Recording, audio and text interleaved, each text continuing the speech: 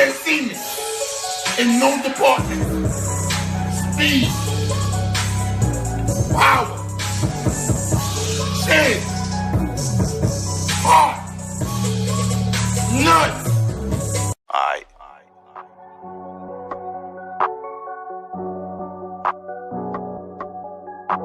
Spitting big facts and I'm cooking again. There he go talking that boxing again. Spitting big facts, cooking again. There he go talking that boxing again. Spitting big facts and I'm cooking again. There he go talking that boxing again. Spitting big facts, cooking again. There he go talking that boxing again. Spitting big facts and I'm cooking again. There he go talking that boxing again. Spitting big facts, cooking again. There he go talking that boxing again. Spitting big facts and I'm cooking again. There he go talking that boxing again. Spitting big facts and I'm cooking again. There he go talking that boxing again. Spitting big facts, cooking again. There he go talking that boxing again. Spitting big facts and I'm cooking again. There he go talking that boxing again. Talking big facts, I ain't tell no lies. Real talk like fight fan. Slap a troll with my right hand. Hit the like button, watch the replay. Want all the smoke like EJ. Fuck a troll, what he say. I bomb a nigga like Wilder, boy. Spray the thing, make shower, boy. Tyson Fury, you a coward, boy. Box a nigga like Ego. Make you bow your head, take one knee like Kell Brook and Tim Tebow. Since the time that Lester been black and eyes like Debo. Like Debo? And I'm a breadwinner like Kevin Gates. Smoke strong, make you levitate. On my Errol Spence, might meditate. Gon' watch me, you gon' steady hate. But I pimp the game like 7-8. 7-8. And I'm a big stepper like Monnie Brown. I don't mess around, I don't fuck around. But I fuck around, I wear my crown. Fuck around, I wear my crown. Spitting big facts and I'm cooking again. There he go talking that boxing again. Spitting big facts, cooking again. There he go talking that boxing again. Spitting big facts and I'm cooking again. There he go talking that boxing again. Spitting big facts, cooking again. There he go talking that boxing again. Spitting big facts and I'm cooking again. There he go talking that boxing again. Spitting big facts and I'm cooking again. There he go talking that boxing again. Spitting big facts, cooking again. There he go talking that boxing again. Spitting big facts and I'm cooking again. There he go talking that boxing again. Trill talk like fight fan. There he go talking that boxing again. This trill talk like fight fan. There he go talking that boxing again. Trill talk like fight fan. There he go talking that boxing again. There he go talking that boxing again. There he go talking that boxing again.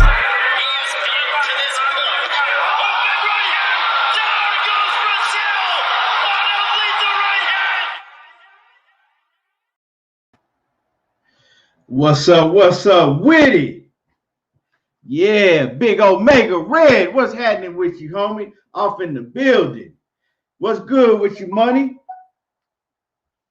What's going down, bro? What's going down, man? Oh, Feeling man. good? Yeah, feeling good, ready to get it started. Yes, sir. Yes, sir. What's happening with it? Yeah, man, it's going to be a fun one today. Looking forward to this. And when y'all come in the building, hit that like button. Jawan, I appreciate that. Clarence McClain, Randall Bivens, what's happening with it? Stephen Lee. Yeah, we're going to have a fun one today, Money. I'm looking forward to this, man, because I ain't watched this fight in a minute. You know, I don't think I watched it in a couple years. When last time you watched it? They see you in the meeting. Huh? What's that, Keith? I said the fight. This Errol Spence. Oh, I ain't watched it in a minute, bro. I ain't watched it in a minute. Yeah, I ain't watched that bitch in a minute. Like the last time I watched that motherfucker, it had to be, man, last year sometime, probably early last year. Right. Black Star Sports TV. What's happening with it?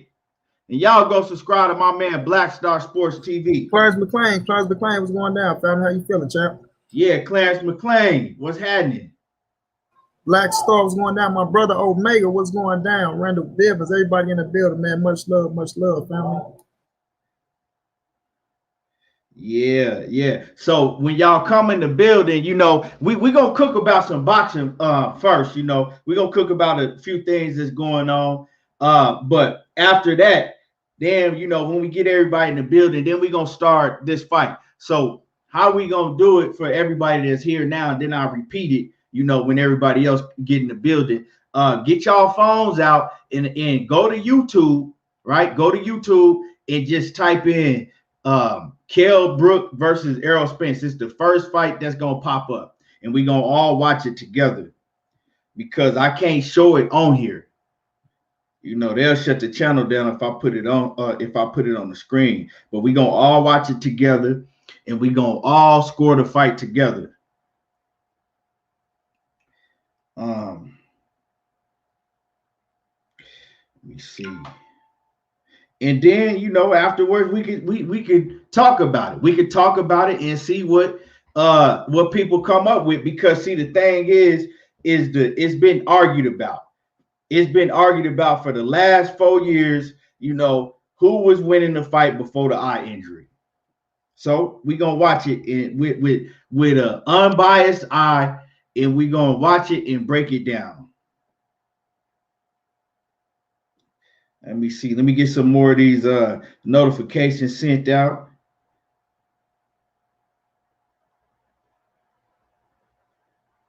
Let me see.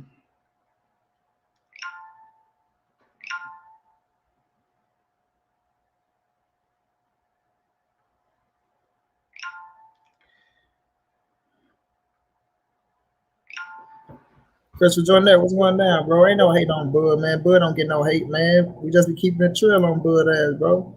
It's about how much hate Earl get hit. I mean, Earl get, you gotta just, you know, stop the shit and we put the facts out there. You know, they don't like that shit, bro. You fuck with Bud on.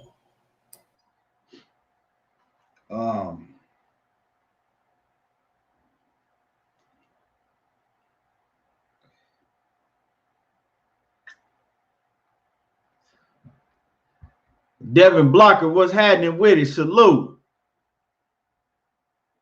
Yeah. Who else we got up in here I missed?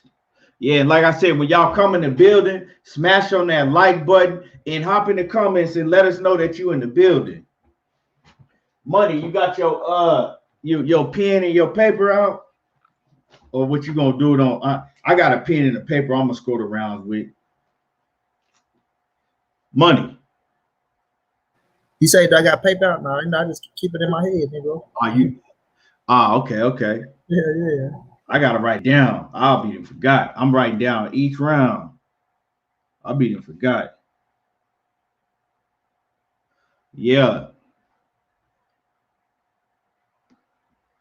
Full of hunger boxing off in that super chat. Appreciate you, homie. He said showing love 100. We appreciate you. Yeah, we gonna have a fun one today. For TX, what's happening with it, homie? Appreciate that. Aztec Warrior Squad TX is going down, bro. Yeah. Kwame, what's going down, bro? I didn't even see Kwame. What's that? Chef Boy ID, what's happening? Salute. Kwame, everybody go subscribe to Lord to the Game Boxing Talk if you're not already a subscriber. And then go to Facebook if you got a Facebook and go subscribe to Lord to the Game Boxing Talk and Sports. I think I said it right? Let me know. Put it in the chat, Kwame. Oh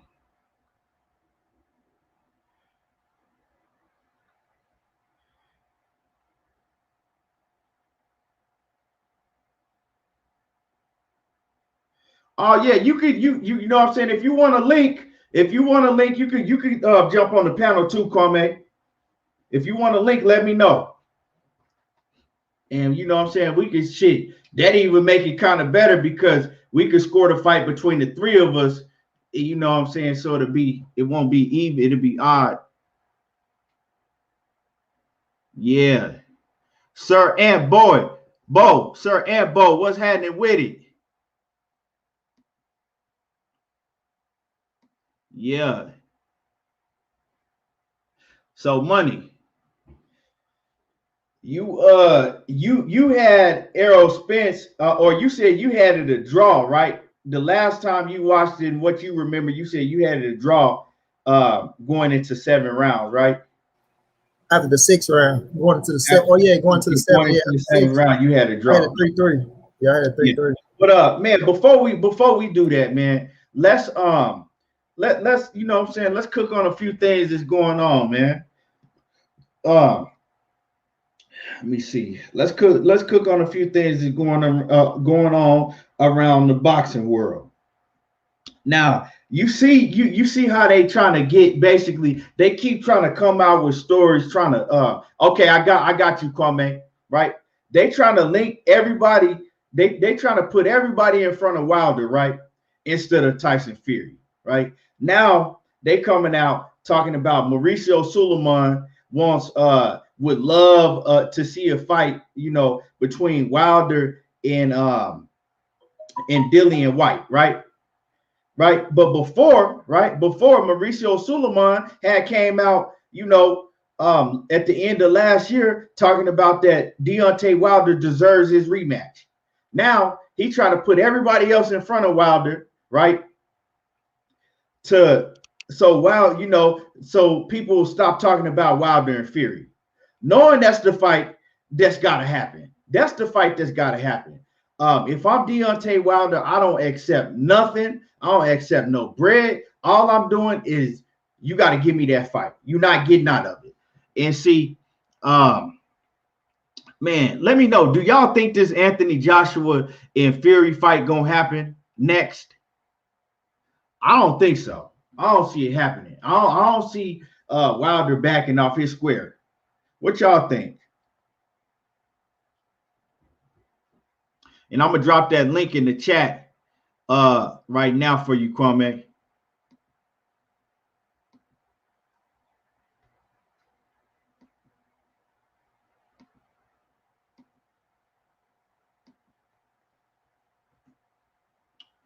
Let me see. All right, I dropped the link. I dropped the link. See, sir, and boy, Wilder didn't take no bread to step aside. That's a lie. That's what I'm saying. They putting lies out in the media talking about that he took step aside money. He ain't take no step aside money. That didn't happen. So yeah, no, that didn't happen. He didn't take no step aside money. That's what I'm saying, man. They putting these stories out that's not true. Wilder didn't take no step aside money. They're still in arbitration. Wilder ain't accepted nothing, no type of money. That's a lie. That's what I'm saying. Money, you still in? Yeah, I'm here, bro. Oh, okay. Yeah, I think Money he got something going on right now. But yeah, they ain't take no step aside money. I mean, Wilder brother Tay Jones, he be on here, you know what I'm saying? He be through here all the time. They haven't took no step aside money. Sal Hamilton say it might happen because the way it's set up, but I think Wilder should get a rematch. I hope it happens. Well, see, the thing is, Sal, is what they not telling you, right? Is can't nothing move, right? Unless Wilder, right, basically step off. And he ain't doing that. He's standing on this square. They're in arbitration right now, right? The judge, so basically what it is right now is either they have to come to agreement, right? Deontay Wilder's team and Tyson Fury team, right, has to come to agreement to say, okay, we're going to do this, and Wilder will have to agree to step aside, right? Or if they can't come to no agreement, they got to go to trial. They got to go to court and get in trial. So ain't nothing happening without Wilder. That's so they can put out all of the fake news that they want to, saying Wilder accepted step aside money and all of that bullshit, but it ain't happened. And he said that he's not taking no step aside money. Those are just lies to cover up the real truth of what's going on. It's damage control. That's all it is. And what's good with it, Kwame? What's good with you, family? Salute to the panel. Salute to the chat. You see, I got my Derrick James hat on today. Yes, sir. Man, we just chopping about this Wilder Fury situation, man. All this fake news that's coming out, you know, people saying that Wilder took step aside money, which didn't happen. People saying that, oh yeah, it's definite now. Fury and Joshua is happening next. When the truth is, they can't do nothing without Wilder. Do you think that the fight is going to happen next between Fury and Joshua? I'm not sure. I don't know, man. It looks like it's a possibility it can happen. They're fighting for it to happen, but I think Wilder has a huge say in what is going to happen next. It could be very because it seems to be very political right now, you know. So I mean, we're gonna have to see, but I do agree that it's a lot of damage control going on because I mean they basically try to shaft Wilder out of his rematch, you know, and it's very easy to try to gloss over that and sell to the public a Fury Joshua fight, and everyone will want to be content with that. But you know, you have that's why there's contracts, you know, and in boxing and most things. So if you sign a contract, you got to be a man of your word and follow through with it. So there's a rematch clause, and I think it's you know I brought this up before. I think it's very interesting to see the double standards because Top Rank said the reason why the fight didn't initially happen was because of COVID, and it was such a big fight that they needed fans at the fight. And what they did was they used that as an excuse to go past the rematch deadline and then say that they're not going to fight, and then they used all kinds of excuses about that. But then on the flip side, see, because this is the same promotional company that on the flip side is saying that they wanted to make this the Spence and Crawford fight, and it's a big fight. But they're stating that due to COVID, they couldn't make a big fight before because they need asses in the seats. So I think it is just to me a bunch of just smoke and mirrors at the end of the day. But I feel like the powers that be, especially with Suleiman coming out and flip flopping like that, I'm thinking that they're probably gonna give Wilder some money at some point, have him fight a Dillian White. They've been praying and hoping for that fight to happen. Uh, and then probably we'll see Tyson. We'll probably see Fury and Wilder trilogy after that. I don't think that fight's gonna happen next though. Um, yeah, because like the thing is Wilder got to step down off of his square. Right now, he's saying he not taking no step aside money. That's the last thing I heard. That he Damn. wasn't taking no step aside money, right? Tay Jones talked about it. He said he ain't taking no step aside money. Blue Blood talked about it, right? So the thing is they can't. That's why Tyson Fury came out and said, I probably won't be fighting Joshua next. It's not him Okay. fight him next because there's some things going on, you know. It's some things going on in the background. It's a lot of things going on in the back. It's So just messy, they can't do nothing without Wilder. They right? can't do nothing without Wilder. They come out with all of the news that they want, but at the end of the day, you know what I'm saying? At the end of the day, they know they can't move without Wilder, and it's all gonna come to light. All of this shit gonna come to light. Yeah, I think it's already come to light, but you have a lot of people who were just waiting for Wilder to lose and to fail. So once this happened, they're just gonna stay on whatever side of the fence they're gonna be on, regardless if it makes sense or it don't make sense, you know.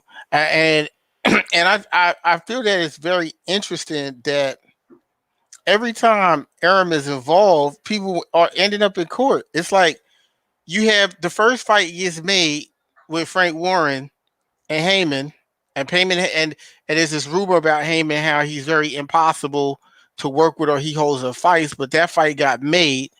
And then when Aram stepped into the whole business, then we have the scandal with the gloves and all of this stuff, and then we have this going on with being in court and reneging on dates and stuff, and it's just like sometimes it's hard for me to see how the fans don't see it. You know, it's just like it's like are they just choosing to ignore the obvious? You know, They it's ignore it. weird. They see that shit, dog. They see it. Money. What you got on this little situation, man? You on mute. Well, I guess he ain't in the building. What I'm gonna do right now is I'm not gonna play it because you know how they be on YouTube, but I'm on my phone, I'm gonna watch this weigh in real quick, and then I'm gonna let y'all know what Virgil Ortiz and Maurice Hooker both weigh in at. Are they? And It's the new weigh-in. yeah, right now. Oh, okay. Yeah, KP from KC5. What's happening with it? So that's why I got the ear piece in. Is it on the Zone or is it on YouTube? I can send it to you right now. Okay, yeah, send it to me. Yeah, I'll send it to you right now. I had to go to. I'm at point 1305. That's when they finna weigh in. It already happened. I didn't see it though. Hold on. Let me send it to your phone right now.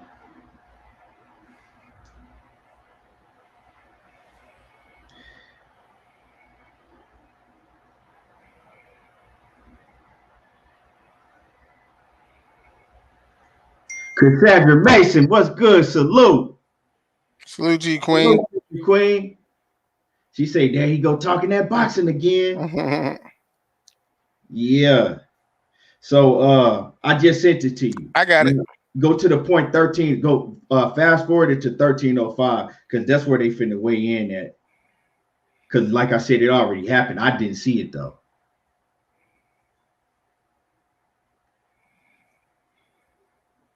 Let me know when you get there. I'm there. Okay. Bet. I'm gonna start it now. Okay, so who coming in first? Let me see.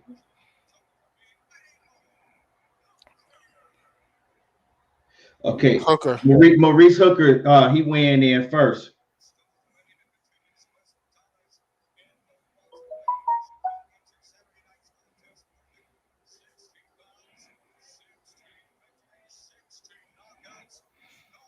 Let's see what Mo Hooker looking like at 147. Let's see.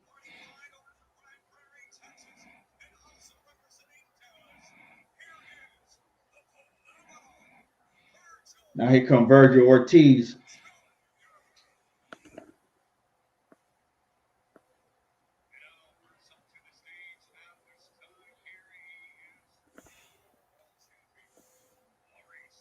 What the hell is a WBA gold?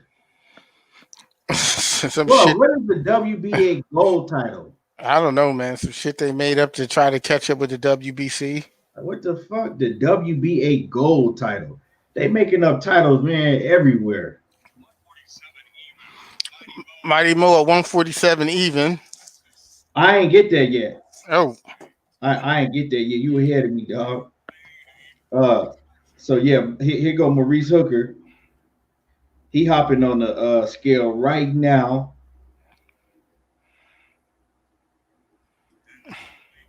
He 147. Yep, 147 even. Now here go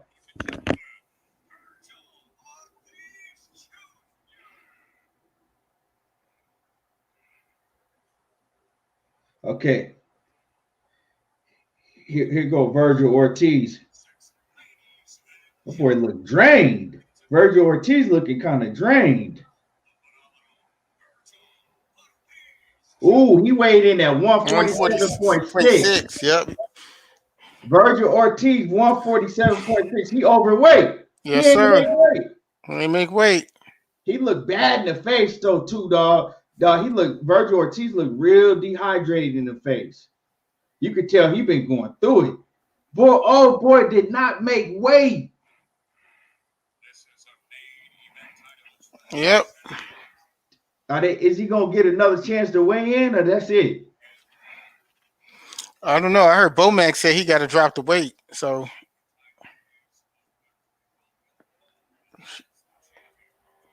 what they get, like 2 hours or something like that? They supposed to, unless he just say fuck it. It looked like he 147.6, right? So that's a little over a half a pound. Yep. He don't look like he even gonna try to make the weight. Maybe it's a stipulation. You know, Oscar be having some stipulations in his contracts. That's the guy who used to had a contract for Canelo, so he might have some stipulations in that contract. Virgil Ortiz looked drained though. Yeah. in his face. You know what I'm saying? Yeah, I see it. I see what you're talking about. I mean, listen, man. I understand this COVID shit, but I don't understand why the fighters are wearing masks at the face off Right. or at It the don't weigh in, make and no they going fucking sense. and they going to go in the ring and fight with no You mask wear on. a That shit mask, don't even like, make sense. right. You wear a mask in the face off, and then you gonna finna be in the ring sweating on each Sweating other. on each other. Yeah, it don't even make sense to me. Don't make no goddamn sense at all, dog. Make no sense. So that's KP from KC5. He said Virgil about to start fighting at 148 like Canelo at 155. Money, you in the building? You on mute, Money. If you in the building. Yeah, I guess he ain't in the building. But yeah, man, that's crazy. So Virgil Ortiz did not make weight. Nope. He didn't make weight. Yeah, I heard. Like I said, I heard Bomac said he got to take that weight off. So what did they? I don't know if they're going do another one or what's going on, but they need to he got to handle that. That's part of being professional, because you know what, and that's where I talk about double standards. Because man, if that was Tank, that'd have been a problem, right? It'd be like and I've heard this is the third time he's missed weight. For real? Yeah, I heard this is the third I time. never heard him missing weight. Yeah, I mean, that go to show you. Because right before this, I was watching Boxing Ego, and this was the topic, and he had mentioned that this is the third time he missed weight. Wow, I didn't know that. See, I didn't know that. See, they ain't talked about that. Double standards.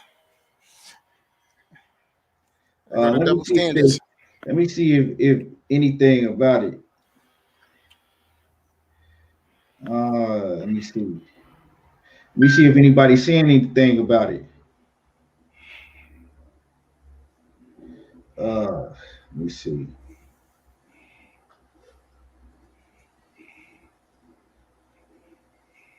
Okay, it says that. Let me see. Hold on. Let me read it.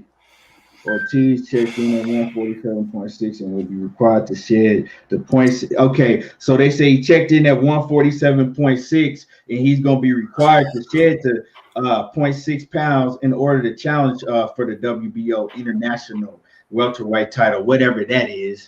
Right. You know what I'm saying? I think whatever the WBO International. He better drop it. He better drop it, because if they talking about WBO International, that's probably the way they're going to try to finagle the Crawford. Yeah, right. Exactly. So he better shed them 0.6. And on top of it, I don't think it's a smart move on his side to face Bomac 2 times in a row either. Regardless, if he wins, they, you know what I'm saying, they're gonna be able to dissect him even more. So right. That's crazy. Yeah. That Knockout Boxing 86 TV, what's happening with it? Y'all make sure that y'all go subscribe to my brother Knockout Boxing 86 TV. He says, salute fellas, looking forward to this one. He says, thanks for shouting me out yesterday, even though I wasn't here. Oh yeah, for sure, already. I see y'all, you putting in that work. And man, Kwame, man, do you think that's going to affect the fight? Because he got to go and drop another 0.6 pounds, right? Mm-hmm. He already looked drained in the face. To me, Virgil Ortiz looked like he was drained in the face. He looked. Yeah. Well, I'm back. I don't think he looked drained in the face, but he was. That 0.7, that's a lot of fucking weight that you got to get off still. So, but this what I ain't hear though. Like, I ain't hear no time where they telling his ass, you got an X amount of time to make weight. Like, they'll tell you got an hour to get it off. Shit, they went on about it like they put something in the contract or something like that. I already knew that. Nah, I read it. I just read it in the little article, said that he got to go knock that other 0.6 off if you want to be able to get that title. That title, yeah, because he had a little title, a little regular title or something, right? Man, all these damn belts, man. He had a little regular title. Right. We're gonna see. He's gonna come back. He's gonna come back with a towel. You know how that go. But yeah, but that's what I was saying to Kwame. It's like He didn't even look like he was finna go back and try to make the weight. You know what I'm saying? But I guess in the article that I read, like I said, they said that he was gonna have to knock off that 0.6 pounds. That's a half a pound. And to me, it looked like he was already trying hard to do that. My brother knockout boxer 86 is one down, bro. I'm finna see if they gonna do his ass like they doing Tank. Feel me? They talk all this shit about Tank. Of You know, course see if they do this nigga the same way, but he probably come back and make that weight though. You know what I mean? Like he can get that off, man. 0.6. Go take a shit, ride a thing, come on back. And take it and do a weigh-in with a towel up and no drawers on. So he gonna have to do something, dog. He gonna have to do something because that ain't no good look. No. And I didn't know this. Money Kwame said this like the third time. I didn't know he had missed weight before. Yep. See how you ain't hear about it though. Yeah. Did he miss weight, Kwame? Did he had to come back and make it? So he actually missed? I'm not 100% sure. I was just watching right before we got on here. I was watching Boxing Ego, and he had did a report on him missing weight because I saw that he had missed weight before, and he had alluded to like how unprofessional it is to not be making weight, and this is actually the third time in his career that he hasn't made weight. Oh, so shit. yeah. I mean, Ego's a pretty credible source when it comes to stuff like that. So yeah, sir. Yeah. So yeah, I was just like, wow, I didn't even know that he missed weight 3 times. So there's always for different strokes for different folks. There's always damage control. You know how that go down. Right. That's it. They problem in that ring. So man, I'm about ready to get it started. You know what I'm saying? People come in, they come in late. It is what it is. You know what I'm saying? About ready to get it started. So you ready, Money? Or you still? No. Everything clear. Huh? I say no. Everything clear. We cool. You cool? Okay. So everybody get their phones out because now what we gonna do is we're gonna rewatch the Errol Spence versus Kell Brook fight. And then we're gonna rescore the fight. We're gonna rescore the fight. All together, we're gonna rescore the fight.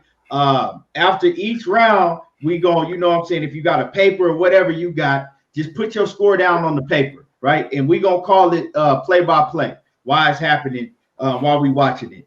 So if you go to YouTube and you type in Errol Spence versus Kell Brook, it's the first fight that pop up. So you can't miss it. It's a DAZN. DAZN. Yep, I got it. Yep. So we just gonna start it from the beginning, all at the same time. So just let me know when everybody ready. Let me get through some of these comments. The Boxing Creed 215 says that alone speaks volumes because this is my first time hearing this, and it's his third time. Yeah, I never had heard that. Let me see. Usain 007, he says Virgil just going to walk down Hooker, Ramirez, Farber, Ortiz. I'm not sure. He says I'm not sure they know he can handle Hooker. Otherwise, they wouldn't try him. Shit, Boxing 86, Knockout Boxing 86 say, I need to see some videos and memes about Ortiz missing weight. He says, I bet I don't, though. Real talk. You ain't gonna see that. We ain't gonna see that. Don't worry, I'll make one. Real talk. Knockout's gonna get on his ass. Because this is the thing about it. It's like, man, this is the biggest fight of your career. And you ain't making weight. Yeah, that's not a good look. And on top of it, like he's not physically, when you look at him, he's not physically the biggest guy. Like he's not physically bigger than a Spence or Ennis at all. And these guys all make weight. I mean, even Spence comes in most of the time at 146 point something. Yeah, right. So, right. You ready, Money?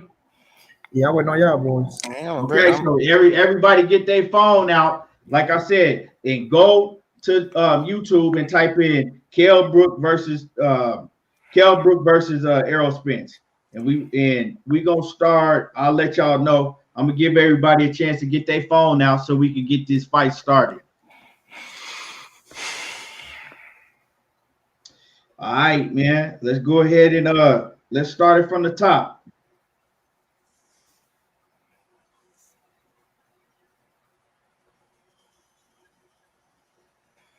They just announcing the fighters right now. Man, you could already look at Kell Brook, man. Look at Kell Brook. You could look at him in his face and tell he wasn't the same Kell Brook that Easy. this last fall. Easy. It's easy to see that. You know what I'm saying? I mean, look at the arena, dog. Look at the atmosphere. You telling me Kell Brook ain't gonna have more fucking confidence fighting in that atmosphere around his people than fight here in America? That shit is jumping. I'm gonna put my earpiece in just to hear them announce the fighter, hear the crowd, and I'm gonna take it back out. You got to turn it down. Whoever got it up, you got to turn it down because they going. Okay, I got you. You know they gonna trip about that. Man, that shit. Hey, that atmosphere lit though. Mm-hmm. That shit lit. Look how packed it is, man. That shit is lit, dog. That shit packed. Put a 1 in the chat if y'all watching this with us and got y'all phones out or whatever you watching it on.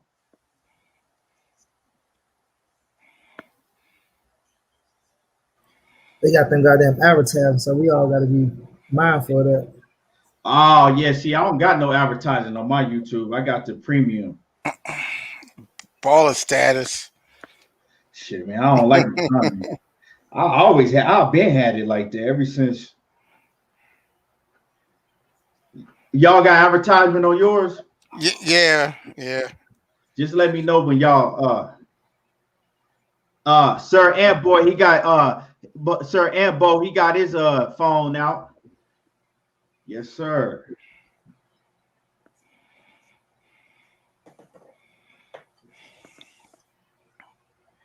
And now they're announcing Errol Spence now. Mm-hmm.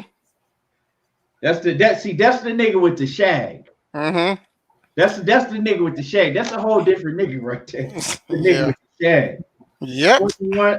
21-0 with 18 knockouts. Calvin Johnson in the building. What's happening? Salute, Calvin.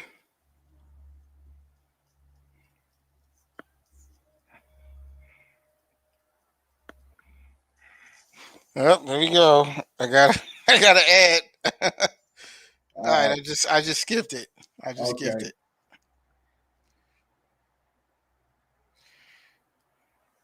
Kell Brook is a very big, solid, 147-pound looking dude, man. His face ain't sunk in or nothing. Nothing, right.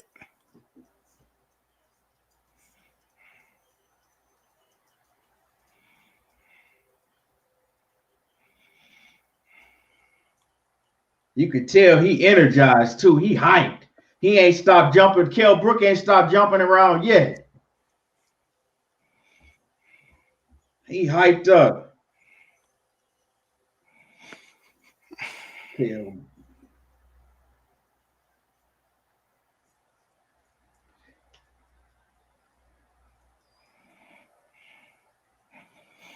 Man, that arena, that joint is packed. Yep.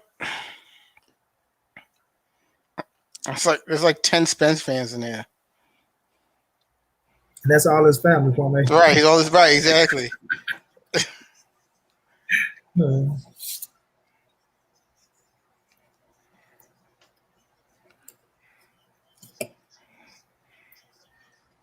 Now they about to start. Y'all in the. Yep. Okay, yeah. Bell about to ring in just a second. They said it's the litmus test for Errol Spence Jr. There we go. Here we go. They're in the center of the ring. Ding, ding, ding. Errol jab. He ain't hit nothing. Kell Brook. Errol touched him with a jab. Errol jab again. He didn't hit nothing, though. Kell Brook, he still ain't throwing the punch. Errol threw another jab, tapped him. Yeah, tapped him, ain't really do no damage. Yep. Kell Brook just threw a combination and missed. He threw None of the that shit touched him. combination. Errol Spence threw a jab. Kell Brook countered him. Try to counter, he ain't touched Yeah, him. try to count. He ain't hit nothing though. Errol just jabbed his ass Errol just jabbed him. Kell Brook to the touched body. him to the body. Still Errol made jabbed him again.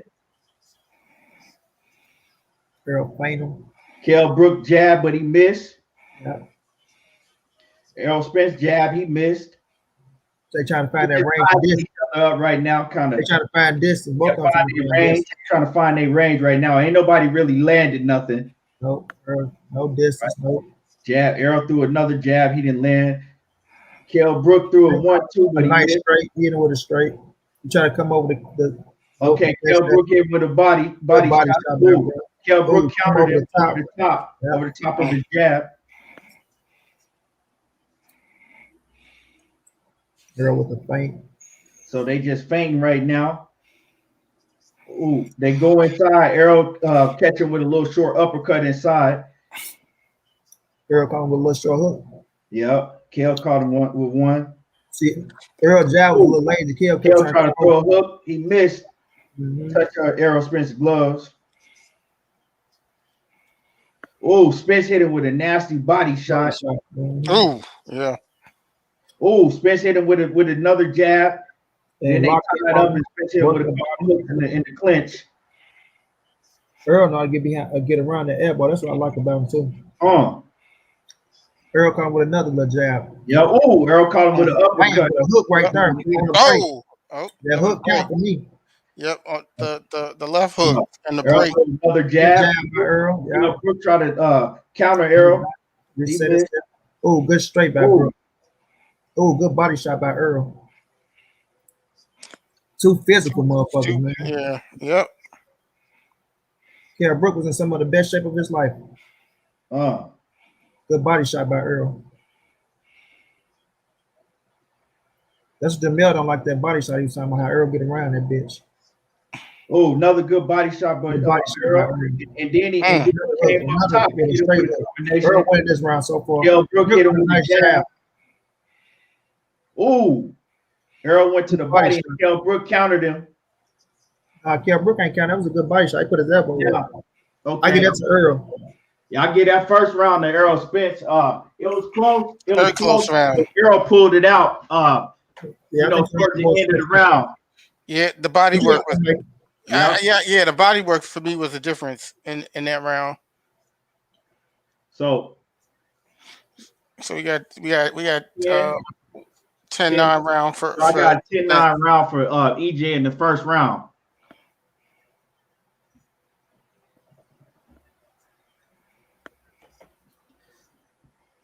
Here we go already, Frank Denner. You can argue that Brook was already shot fighter from the GGG.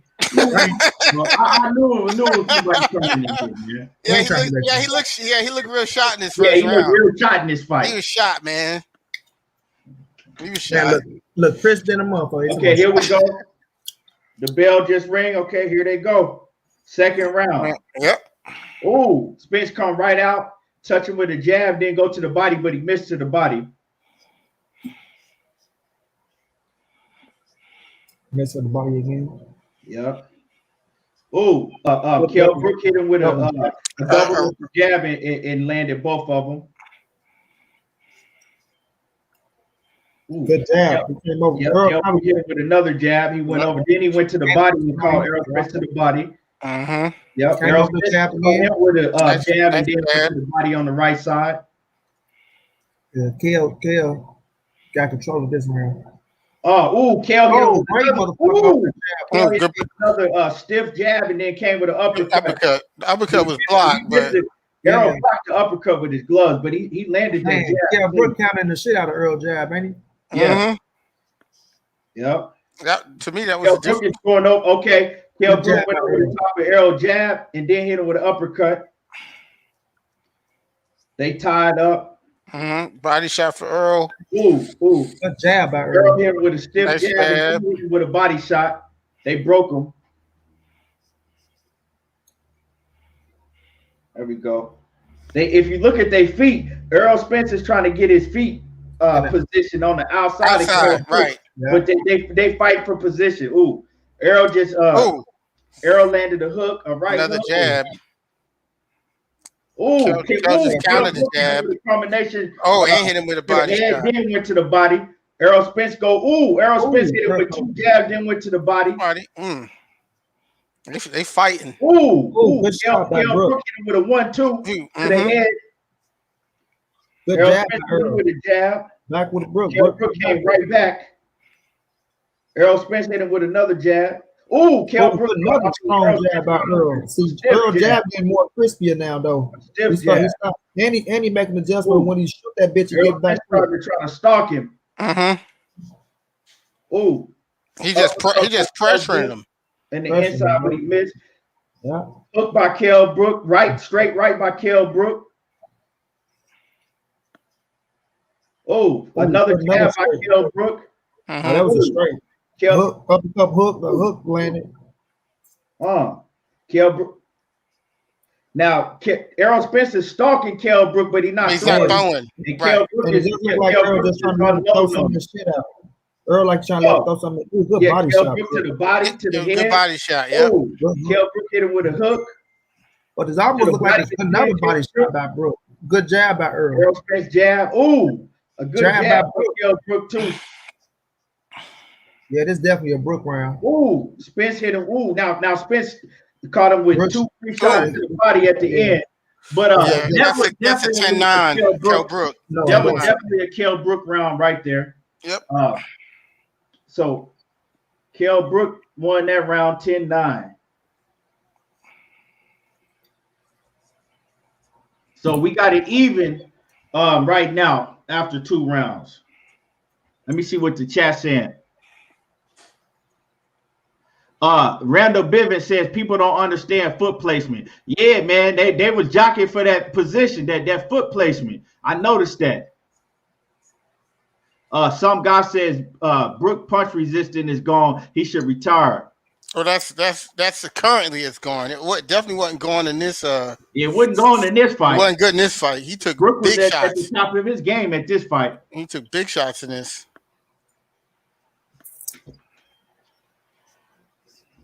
Brook just want to use this. Round 3. Oh, Kell Brook, he come out with 2 jabs. He landed one, missed the other one.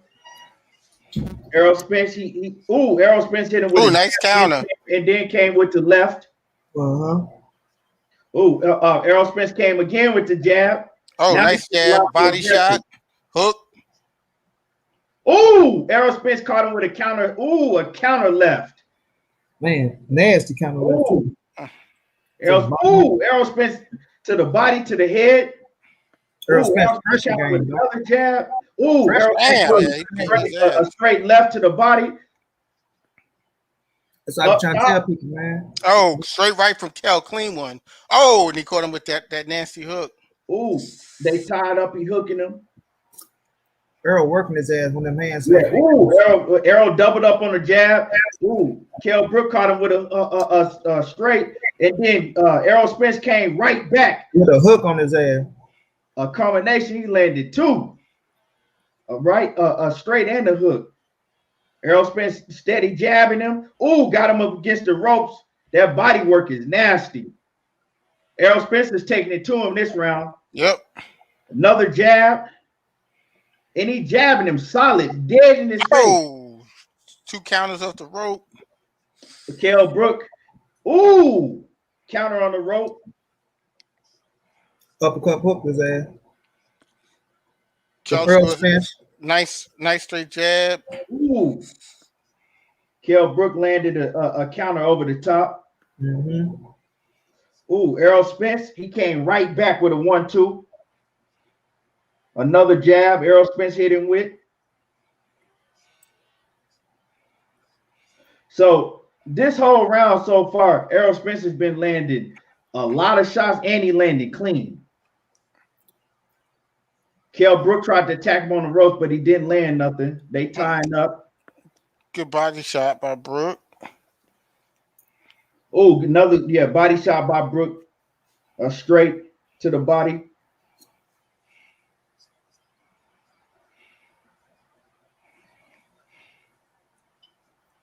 They keep locking up. Straight. Errol Spence tried to hit him with a hook and missed. Straight right from Brook. Ooh, straight right from Brook. Yeah, Errol Spence to the body. Oh, another jab from Brook. Now Brook trying to lay on the rope, put that weight on him. They both using that tactic. Nope. Good body shot. Kell Brook was trying to hit him with a little flurry, but he didn't. I think this is Spence round. He barely. That's Spence round. To me, that was a clear. Man, he landed the cleaner work, and then he dominated the first half of that round. Yeah, he did. Yeah, I guess Spence the first 2 minutes of the round. Then Kell Brook came on in the last minute. Kell Brook trying to come on. He tried to steal the round at the end. Yeah, but he wasn't landing nothing clean either, though. And you know, by him being in the UK, they got to do all that screaming and shit, so that persuaded judges. Yeah, he wasn't. Notice now. No, I want you guys to notice. We going into round 4, and Kell Brook, they already got a wet towel over his head. He do in the corner. So people are talking about when I hear this argument they about trying to replay that. Errol Spence hit him with a clean hook right on the jaw. And then he hit him with a 2 clean hooks. Shout out to the referee, dog. Damn, I got a commercial. Hold on. Round 4. Round 4. Fight. Oh, Kell Brook come out on him, straight out on him. He go to the body, then go to the head.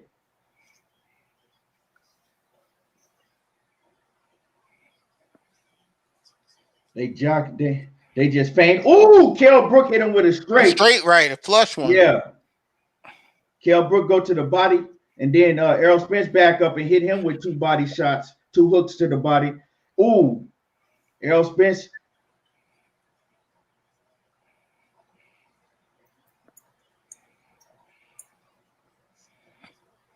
Ooh, Errol Spence hit him with a right hook, a clean, another.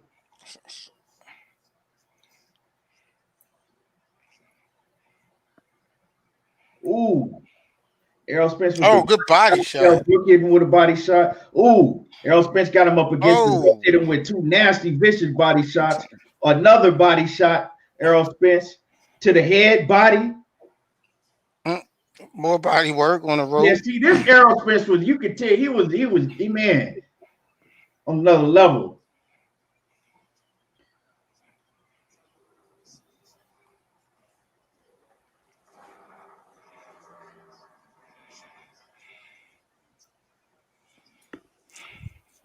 Ooh, Errol Spence. Good counter.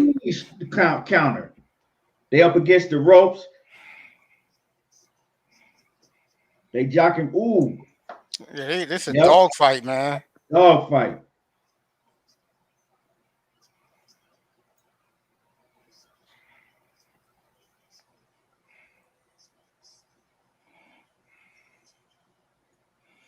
Kell Brook holding already. Errol with that pivot when he tried to grab him, boy. That shit, they worked on that shit. Errol caught him with a counter. Errol caught him with 2 vicious. A 2-piece. Yep. Man, Errol winning this round to me too. Yep. Yeah, he's winning. He hit him with clean shit. Brook doing good shit. Kell Brook catch him with a straight. Hook to the body. Kell Brook caught him with a hook coming off the ropes. Little short hook. Ooh, Kell Brook.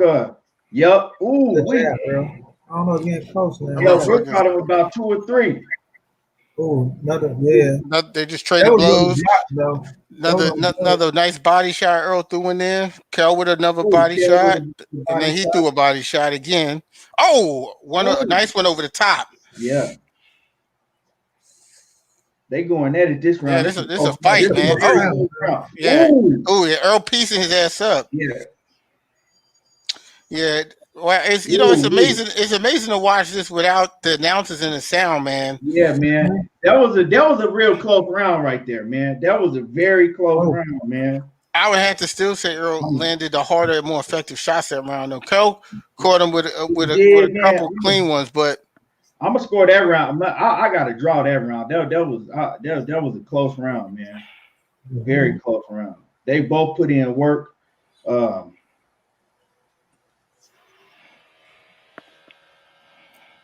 Kell Brook hit him in the back of the head. They showing the replay. That was a very close round. That round could have went to either fighter. I wouldn't be mad, if you gave it to Brook. I wouldn't be mad if you gave it to EJ. I'm gonna score that one a draw. Towel. I look at this again. Towels over his head. It's early in the fight, and we going into the 5th round now. Yep, and I said that was the difference in the fight. Oh, they come. Kell Brook comes straight out. Hit Errol Spence with a straight to the body. Ooh, Errol Spence hit it with his counter on the top. Yep. Good jab, Brook. Ooh. 1-2. Kell Brook, he missed though. He ain't land nothing. Errol Spence come back with the jab. He missed. Kell Brook go to the body. He ain't hit nothing. Now they wrestling and shit.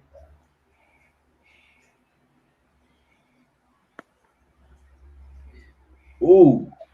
Errol Spence went to the head, then came down to the body, landed. They going at it like dogs. It's back and forth. Yep.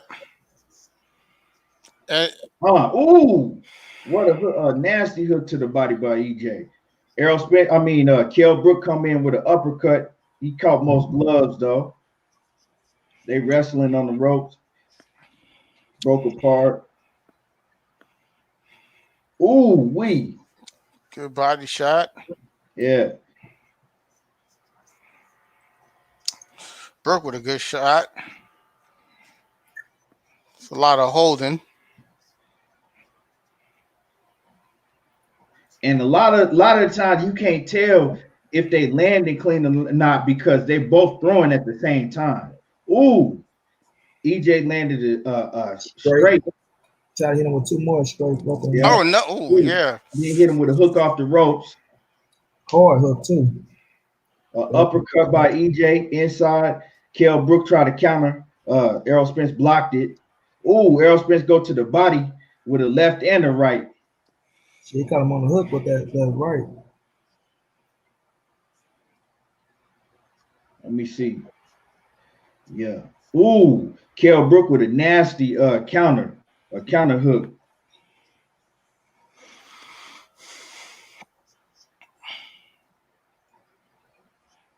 Errol Spence, he got his lip bleeding. His shit been busted since the last round. Yeah, he's bleeding out his lip.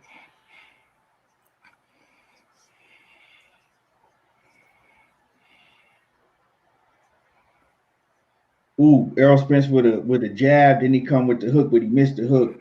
Oh, that hook landed. Ooh, Errol Spence got him up against the ropes. He landed about. Bam. Ooh, them bitches quick, didn't he? So them caught him with another hook on this shit. Yeah. Oh. Earl gets strong as the fight go. That little nasty uppercut to the body is a problem. Yeah, they try to throw it straight, he missed. That was another close round. That round, Errol pulled it out at the end. I thought that was Earl round. Errol Spence pulled that round out at the end. He hit him with a flurry, and he hit him with the cleaner shots. Another close round, though. That was another close round. It was another close round. Another round that you couldn't argue with if they gave it to either one. But I think that Errol won that round. You know what I'm saying? I gave that to EJ. It was he landed the cleaner shots. They showing the replay right now. He was landing the cleaner shots. They was doing a lot of wrestling and jockeying for position too. There was a lot of inside work. But when they get on the inside, Errol, his shots were shorter, and he was hitting them with shorter body shots on the inside. Now here we go. Start around. What is this? Six. Six. This is start around. Goddamn commercial. Yeah, same shit with me, Monnie. Yeah. Y'all what? Okay. All right. Skipped. We back in. Ooh, Errol hit him with an uppercut coming inside. Ooh, Errol hit him with another body. Kell Brook try to counter him. Errol, that's when Errol stumbled. Ooh, in the crowd. Ooh, Errol then hit him with like 4 or 5 body shots up against the ropes to the head, to the body. Ooh, Errol Spence is working him. That's what Kell Brook thought he hurt me then.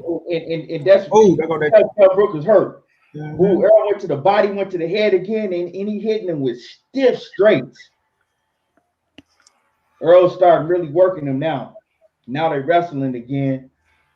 And Earl, even in the clinch, Earl is just out working him. Period. Just out working him in the clinch. His shots are shorter and sharper. Oh, Earl with another straight. He go to the body.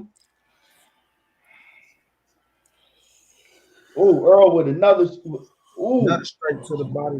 Yeah, and then they both landed body shots, but Earl had landed 2 head shots up top. Another, he go to the body again, Earl.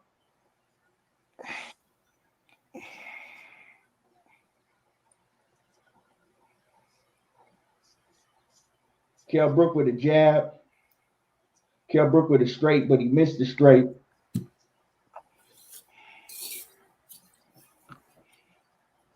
Ooh, Errol Spence with a stiff jab and then a stiff hook to the body. He went up top with the jab, then came with the right to the body. Been on that all day. Ooh, again, up top with the jab, right to the body. Ooh, Kell Brook, but then EJ came back and hit him with another stiff right. Ooh, another jab by Errol, another right, left right, hook. Went to the body, then came back up top. Yeah, Earl is working him this round. 6th round, trying his ass up. EJ is really starting to work him in the 6th round. Ooh, EJ, we hit him to the body, then came over top with the right. Ooh, another 1-2. And then work this round. Errol Spence, Kell Brook with the 1-2. Notice how Kell Brook is fighting with the jab. Notice how Kell Brook fighting with his mouth open. Yeah, Kell Brook hit him with a Kell Brook walked right into a hook, but Kell Brook landed 2 straights. A 1-2 before that. Jab. Kell Brook is switching from left to from orthodox to southpaw. Yeah, I noticed that. Mm-hmm. This round 6, clearly EJ was putting in work this round. That round wasn't close. It wasn't close. No, it wasn't. So if I'm being honest, Sean Porter, huh? It's actually, to me, I have it 5-1, maybe 5-2 with that one. We could have gave it either way after 6 rounds. So, and I always had contended that it was 4-2, but after watching it on mute, he was up. He's up. Yeah. After 6. I used to have a 3-3. I got a 4-2. So I have myself. I got. Let me see. I got I got Kell Brook. I gave him 1 round. I got 1 round to draw. Right. I got 2 to round that he clearly won. And 4. Okay, here we go. There's a draw. Y'all ready? Yes, sir. We in there like swimwear. Round 7. Right. Let's get down to the nitty gritty now. Notice Crawford's scorecard has Kell Brook winning every round except the first. Yeah, that's what I'm saying. We watching this for myself now. Errol already landed a jab, went to the body. Errol just contest with that counter. Mm-hmm. And then when they was in the clinch, Errol hit him with a couple hooks too. 1 to the body and 1 to the head.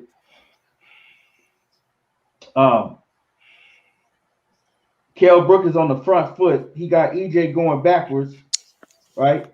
EJ circling the ring. Kell Brook is stalking him. EJ come in. They get tied up. Almost they both almost damn near fell. Yeah, Kell Brook trying to use his frame. He trying to use his weight. Yeah. Errol Spence with the jab, but he missed. Kell Brook, he faked like he's gonna go. They just fainting now. Ooh, EJ fainted to the head and went to the body, and then came up top with a hook. Yeah. Ooh, straight from Kell Brook. Yeah, caught Errol Spence in the corner. The forehead. Right? Yep. You could tell Kell Brook is strong as fuck though. Yeah, he's trying to. Ooh, EJ he caught him with a stiff jab and then came around with a right hook, and he landed both of them clean. Ooh.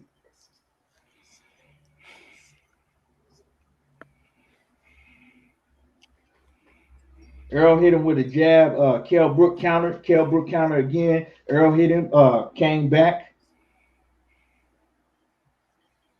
Errol Spence is circling. And see, Kell Brook, he's trying to use his strength. He's trying to push Errol Spence up against the ropes. You're right. Get him stuck in the ropes. Ooh, Kell Brook, he come with two jabs he missed, but then he caught him with a hook. Oh, Errol Spence with a straight left. Caught off the ropes. Yep.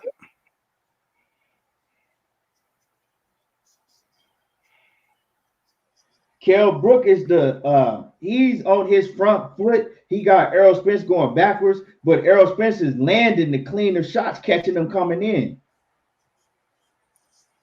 Ooh, body work. Ooh, great. Ooh, Errol Spence caught him. Another straight one. Spence caught him with three hooks. Then came with a body shot. You can tell Brook is tired because the way he's leaning forward. Some clean shots. Oh, another one too by Errol Brook trying to throw that uppercut. Another one. Yep. Oh, another one too by DJ. And they probably think we being biased, but this what the fuck we seeing. Like Kell Brook landed at the end, right as the bell was ringing. Yeah, this is a one. That was a one-sided round. Yeah, that was another bias, Kwame. That was another round that Errol Spence won. Like I said, I'm just keeping it real. I got a 5-2-7. Kell Brook was the aggressor in that round, right? Kell Brook was the aggressor in that round, but he wasn't landing. He was getting. He wasn't landing. It wasn't effective aggression. It wasn't effective. Right. He was more so trying to use his weight. Yeah, exactly. Was catching him come in. And to me, it looked like he was tired and he was trying to buy time by using his weight to lean on Earl and put him on the ropes. But Earl did a good job of hitting him coming in. That boy was bluffing. That's what we're gonna say. Well, we going in round. Okay, we going into round 8. I just want to say this real quick because I know this round cold. If we wait till a minute 13 in this round, when it hits 1:13 in the round, you're gonna notice there's a straight left that hits Kell Brook in his eye socket, and that's when he's gonna start touching his eye. So I want to just keep your eyes open for a minute 13 in this round. What happens? Errol Spence is sticking out that jab. Kell Brook is still the aggressor, but EJ keep catching them coming in. Now they tying up, they wrestling this shit. Right. But EJ, he don't never stop throwing blows. Right. That was a problem. EJ catch him with a jab and then come with the straight. Strong straight. Oh my goodness. Body shot. Right. Kell Brook with a 2-piece. Kell Brook landed the body shot. Body shot. Kell Brook comes good shit. Brook try to catch it down on the hook. Errol Spence, he trying to inch inside. He trying to he's jockeying for foot position again. If you look at their feet. Ooh. Walk down. Errol Spence caught him with a clean body shot. Right. Ooh, Errol Spence caught him with another clean straight. And you could tell that hurt. About that body work. He dropped his head. That body work was beautiful. Ooh, Errol Spence caught him with a clean hook. Okay, keep your eyes open, Keon. We going down to 113. To the body. Here we go. Boom, that's the one. Now watch him start to touch his eye. This is the first time. Boom, first time he touched his eye. Yep, he started touching his eye right there. That's where he got it broke. I'm talking about, man, he caught him so clean. Right here too. Oh shit! That's where his eye socket got broke. Damn, you see this shit that EJ landed on him? No, I'm talking about he landed 1, 2, 3, 4 shots in a row. Hooks. I'm talking about clean hooks. And see, Yep. that's what lets you know. You see the eye swollen now. Yep. I'm talking about Errol Spence is going to work on him. And that now his eye is swollen up and he's blinking. Yep. Errol Spence caught him with another one, dead in his face. Clean. I mean, it don't get no cleaner than that. Good shot by Kell. Yeah, they swinging for the fences. Kell Brook hit him in the back of the head, and then he called Errol Spence on the ropes. Errol Spence pivoted off. Both of them them hooks that they both missed, that shit looks strong. They tried to take each other's head off. Hey, that's another round. That's another EJ round. Yep. I got a 6-2. Yep. And this is where I dispel the myth of Triple G being the reason that his eye socket was busted. Exactly. It's clear as day to see what happened. That was the 8th round. That you can see what happened. And another thing, you can see. You see all the shots Errol been hitting the wood in the eye? You see all the shots Errol Spence been hitting that nigga with? So if it was the Triple G, that shit would have been win. Get the fuck out of here, someone. It's the opposite eye too. And another thing is you can tell that Kell Brook's punch resistance in this fight is on a whole nother level. Different level. Exactly. And then people say if you go to the Triple G fight, Triple G didn't stop him. They had to stop the fight. Yeah, he never even went down. Triple G. He never went down. He never went down. And Triple G the biggest puncher at 160. And he never even went down. Look, his eyes starting to swell too. His eyes swole up. Oh yeah, that's all EJ. Round 9. Start around 9. 1-2. Kell Brook hit him with another one. Kell Brook didn't land about four shots now. EJ ain't really landed nothing yet. Body shots in the inside. He landed about 3 body shots in the inside. He landed a jab. Another one. Another body shot by EJ. Another one. Up top. He landed up top and down bottom. EJ. EJ went over the top of his jab. Kell Brook came back with 2 jabs. Yeah, Kell Brook went to the body. Errol Spence with the straight. It's a 10-9 round right here. Ooh. Let me see. Kell Brook putting in work this round. Ooh, Errol Spence caught him with a clean. Kell Brook is going to the canvas this round. Now they broke him. They walked Kell Brook to the corner to I think something with his glove. With his glove. Yeah. Look at that eye. Yep. Right now, the fight is pretty even up to this point. They both working. They both did put in work up to this point in this round.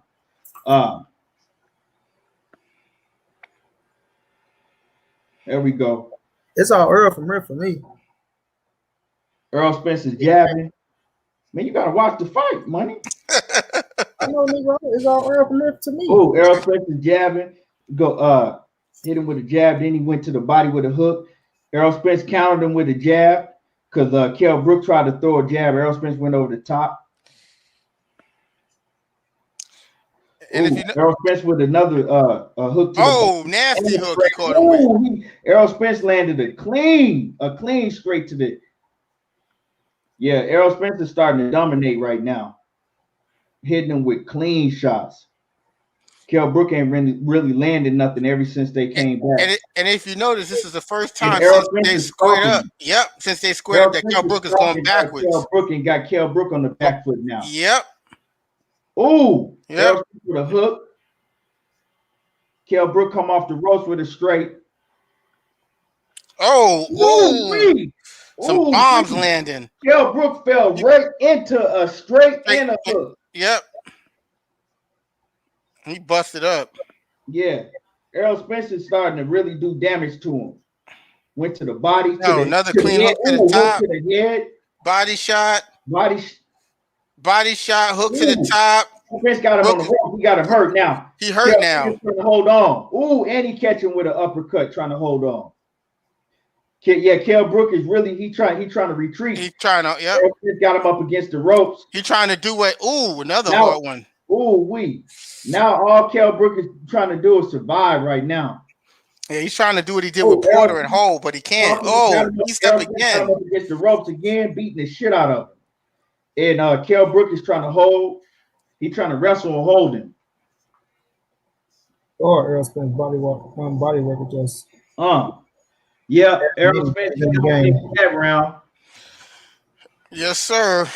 That nigga body work, bro, just don't stop, bro. Man. And you know what he was doing? He was freezing. He was freezing Kell Brook to the body because he was hitting him so hard to the body, and then he'll come up with a straight and the hook to the head. He was doing it all night. In his work rate, Errol Spence's work rate, if you look at his work rate, he never stopped. Yeah. Even when Kell Brook was throwing, he was throwing right with Kell Brook. That's why they kept locking up a lot. And that's why I want to kill that shit when people was talking about where Porter was pushing the pace. Y'all forget Errol Spence's a come forward fighter too. So Porter wasn't really pushing no goddamn pace in that fight all the way. They think Porter just brought the fight to him. Porter just brought the fight to him. No, Errol was bringing the fight to his ass as well. I noticed a different Errol Spence though. I noticed his gas tank. It's different. It's on another level. His strength is on another level. That's what I try to tell, and that's Blu-ray. I keep trying to tell people that. Here go to start of round 10. Errol Spence come right out with a jab, landed the jab. Kell Brook, he countered him, went over the top, but they both landed jabs. Errol Spence again with another jab. Errol Spence hit him with another jab and a hook around to the head. Went to the body now. Straight jab, another jab. Straight, two straights. Three straights. Knockdown to the head. Drico, what's going down? Drico, bro, how you feeling? Salute, Drico. Kell Brook drops and take a knee. Kell Brook takes a knee. They giving him a 8 count. Look at that eye, man. Errol Spence dropped. Now his eye really swelled up now. Errol Spence came right in on his ass. Got him up against the ropes. Hard body shot. Hard hook to the head. Kell Brook is in retreat mode. He's trying to run. Errol Spence. Errol Spence is just punishing him now. He got him up against the ropes. Shout out to the referee. Kell Brook came back. Yeah, dog. Now Kell Brook, he threw a hook, landed, then he trying to hold. Kell Brook, he hasn't stopped fighting though. He's still coming back. Yeah, he got heart, man. Kell Brook got heart. He's throwing a lot of heart. Kell Brook with a 1-2 and an uppercut. Errol Spence digging to the body. Oh my gosh, this is a beatdown, man. Errol Spence got him on the ropes. It's a beatdown. Uppercut, straight. Kell Brook came back with his own uppercut. Errol Spence, what a body shot. Errol Spence dug in his body, hit it with a nasty body shot. Kell Brook got him in the corner now. This is a beating, man. Now they jockeying for position. Brook back. Kell Brook landed a clean hook. Straight and an uppercut. Straight and an uppercut.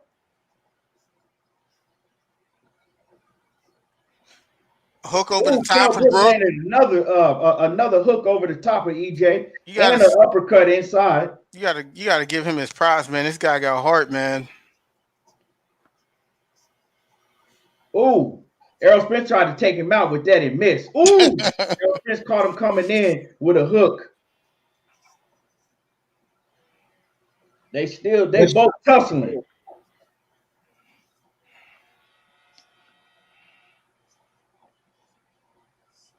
Errol Spence with a 1-2.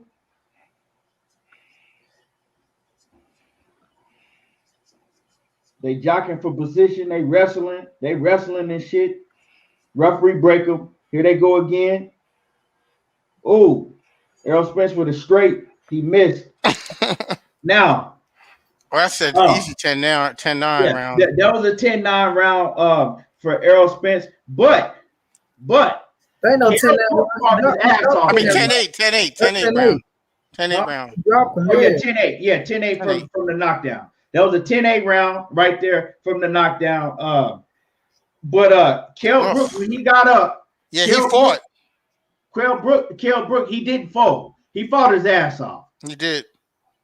You know what I'm saying? Kell Brook did not fold. He fought his ass off. But it was a 10-8 round. But that's why I say people try to take credit away, though. They try to take credit away. Oh, Kell was shot. No, this was a good ass.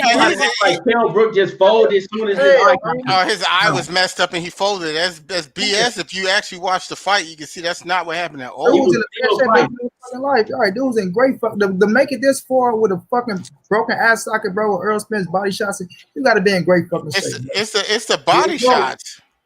Start around 11. 11. So we know it's going to be the last round. Here we go. Errol Spence come right out with 2 jabs. They had Errol Spence behind 94-95. That's crazy. Look, they wrestling. You're in the UK, man. Yeah, you already know how that shit go. That's core frauds. They break him again. They walked Kell Brook over. His tape is hanging from his glove. Man, so listen, dog. I commend the fuck out that referee, dog. Yeah, he did a hell of a job. He did a good job. He did a very good job. He did a good job. Oh, he fucked up. Very good job. He fucked George Grove and Corey Frocho. Why they got him refereeing? Nigga, he went that motherfucker did a great job. He let them fight. He didn't break them up too much. Yeah. Let them fight out the clinches, Kwame. Never said. He let them fight out the clinches. Yep. Yeah. Didn't take no points away or nothing. Ooh, Kell Brook stuck him with a clean hook in the uppercut. That motherfucker like an uppercut almost. Spence came back with a hook of his own. Hey, both of these niggas was kind of so. Oh yeah, he wobbled. They still going at it. Both of these niggas was sore, bro. I know both of these niggas had to relax. Look, got him. This is where Errol Spence. Yep, that's it. He's a body shot. A lot of body shots, man. Man, that's what I said. That dude. Now that's when he starts squinting. Errol Spence is an attack. Kell Brook. Ooh, he's squinting now, and he's trying to go. He's stepping back. Errol Spence got him on the ropes, doing damage. Now they wrestling. Yeah, now it's a wrap. Kell Brook, yep. That's when he said, "Fuck that." He said, "Too much. It's too much." He on his eye. Yeah, it's too much. No, I'm done. Yeah, I'm done. EJ was on his ass. I'm done. And if you notice, if you notice, it wasn't like he was getting hit exclusively in that eye in 11. It was a lot of body shots. So it wasn't that his eye just fell apart. Remember, Derek James said they broke his ribs. Yeah, it was the body shots in the 11th that man. Did y'all know Kell Brook went into depression after this fight? Was drinking. Yeah, drinking. Yep. I seen Kell Brook. I seen Kell Brook after that, man. He was big. I seen him. He was hella big. Earl beat that boy as a tooth brush him all. They talking about what Earl didn't do. Get the fuck out of here somewhere. I ain't even had blood on his girl face after this shit. Great fight. That was a great fight. Now the whole reaction, bro. No jumping up and down and nothing like he know he supposed to be there. Yeah, right. And the whole thing is that people's trying to act like that. Errol Spence was losing clearly until his eye fell apart into the 7th round. Right. That was the thing that they said. He was losing clearly. What round was that we saw when Kell Brook, was it the 7th? It was round. It was the 8th round. The 8th round. The 8th round. Hurt his eye. Right? It was in the 8th round. Yeah, in the 8th round, you could see it clearly when he got caught with a punch, and it was the first time he started pulling at the eye. But the whole argument for the past almost 5 years, right, has been that Errol Spence hurt him in the what? They say the 6th round, the 6th round, the 7th round, and up until that, Kell Brook was winning the fight. So I had it right now through the first 7 rounds, right? I had it. Let me see, 1, 2, 3, 4, 5. So I had let me see, 1, 2. You probably had that bitch 5-1 for the draw. I had it 5. I had 5 rounds for EJ, and I had 1 round for Kell Brook, and then 1 round to draw. Now, right now, the round that I gave Kell Brook a draw, that I gave Kell Brook and EJ a draw, it could have went either way.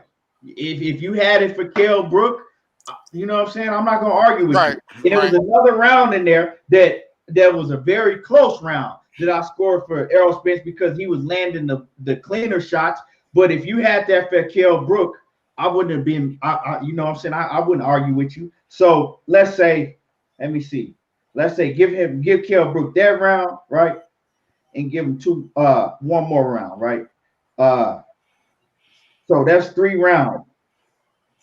So at best, right? At best, if you give him if you give Kell Brook them swing rounds, right? After 7 rounds, he still would have been losing. Right.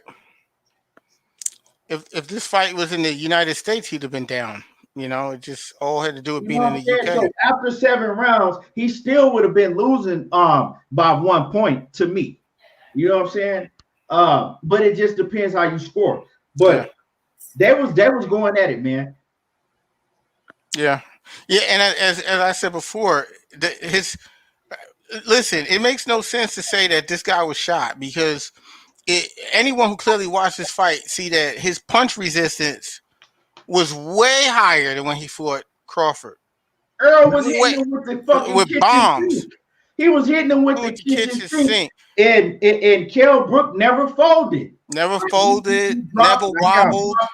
He dropped him in round 10, but he got right back up. Yeah. You know what I'm saying? He never folded. Right. So tell me that the shit that Errol Spence was hitting him with, right? The shots that EJ was hitting Kell Brook with, right? You cannot tell me that Terrence Crawford can go in there and hit him with a fucking half jab hook or whatever it was. Thank you. And have him fly through the goddamn ring. Exactly. That was not the same fighter. And another thing that I want to point out, people think you're just trying to take, credit away or just credit Crawford, but just take a look at the eye that he hit him in. When he switched southpaw, EJ's a southpaw. When he switched southpaw, because if we look at the Triple G fight in this fight, you won't even know which eye socket was broke from the Triple G fight. They had to tell you it was the right eye. Right. There was no swelling. There was no anything with that. In this fight, you see that his eye was clearly damaged, swollen, busted up. And then as soon as Crawford hit him in that same area, he almost flew through the ring. Exactly. And so another thing, right, man, is Kell Brook, man, he was tough as fuck. Yeah. Kell Brook was hella tough. You could tell, man, they went to war. Yeah, but what I want to really say is that you saw the scorecards, right? They had Errol Spence down there at one point losing goddamn near every round, right? Right. They had Errol Spence losing every round. So EJ, knowing the hostile environment that he was going in, right? He didn't fight no tactical type of fight. He went in there total to get the stoppage. Exactly. If you saw how EJ was fighting, right?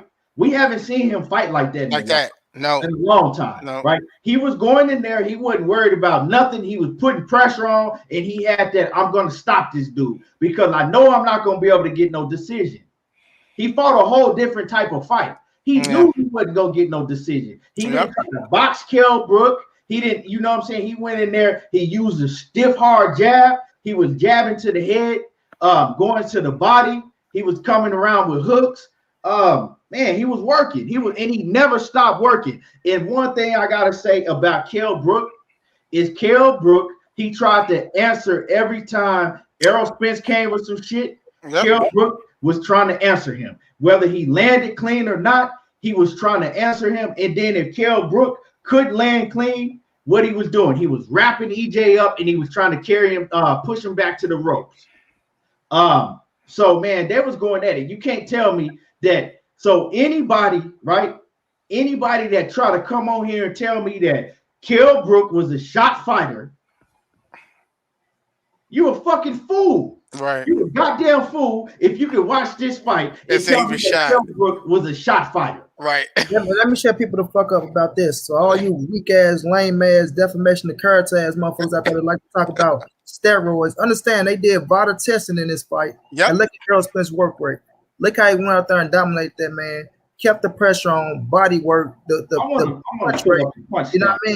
Check that shit out, right? I want to look at how many rounds a nigga Earl threw, how many punches he threw around in that motherfucker. That's what I'm saying. But I want to look up. I had that shit 8-2 going into the 11, bro. Well, I had an 8-3, but now that we just watched it over, I had an 8-2. I had a 3-3 going into the 7, but after seeing that one round, I gave it to Earl, bro. Like sitting up there rewatching it, I had it Yeah. 4. That round that Keon, I think it was 5. You said was a draw round. I gave that to Earl too. So to be quite honest, I had him up 5 after 6. I had him up 5-1. Yeah, and 5-1. I Yeah, had him up 5-1. So I mean, and we all watched this together. So it's not like we just and drawing this out of thin air and just coming up with some like a that guesstimation. That round that I gave it a draw, it was just they was both putting in great work. It was like it was a hard round to score. They was both putting in work. They both landed some good shit. And you know, judges, you don't hear them scoring draw rounds a lot, but I do.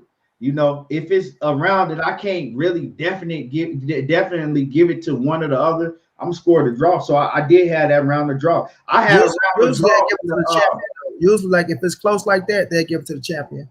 Yeah, but I'm just going off of just strictly, you know. I'm talking about judges, not you. I'm talking about judges. Judges, right. I what I noticed is that the difference was Kell would what made him hard to score that round was Kell would hit Spence with some clean shots up top, but Earl had consistent body work and outworked him in the round, which made it a toss-up because the flashy stuff a lot of times looks real nice. You can say, oh, this guy won this fight or won this round, but I looked at the entire thing in the work rate.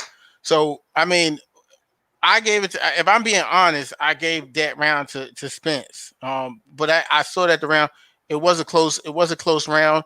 Another person could see it go either way. But even so, I would say after 6, I could say, you know, 4-1 and a draw for one round. And then from 6 on was a wash.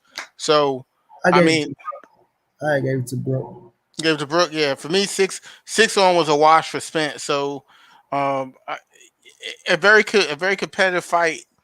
A tough Kell Brook. You know, I think it's a real discredit to say that this guy was shot in this fight.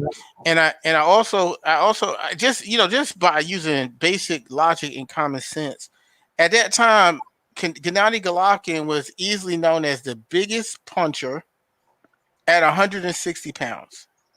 Now, if a guy comes up in weight, 2 weight classes, and he's not out on his feet, or he was never knocked down in the round by the biggest puncher who was knocking guys out cold in that weight class, then that has to tell you that this guy was not shot, because they knew, I think the game plan going into the Golovkin fight was like, okay, this is a big payday, but if we see our guy getting in trouble, we're going to throw in the towel because he has a future, and this is just a gamble we took.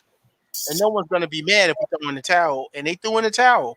He was about to be in some trouble, but they threw the towel in. So I didn't really see him being a damaged fighter, so to speak. But anytime someone does deal with any type of fracture or broken orbital bone or something that is major.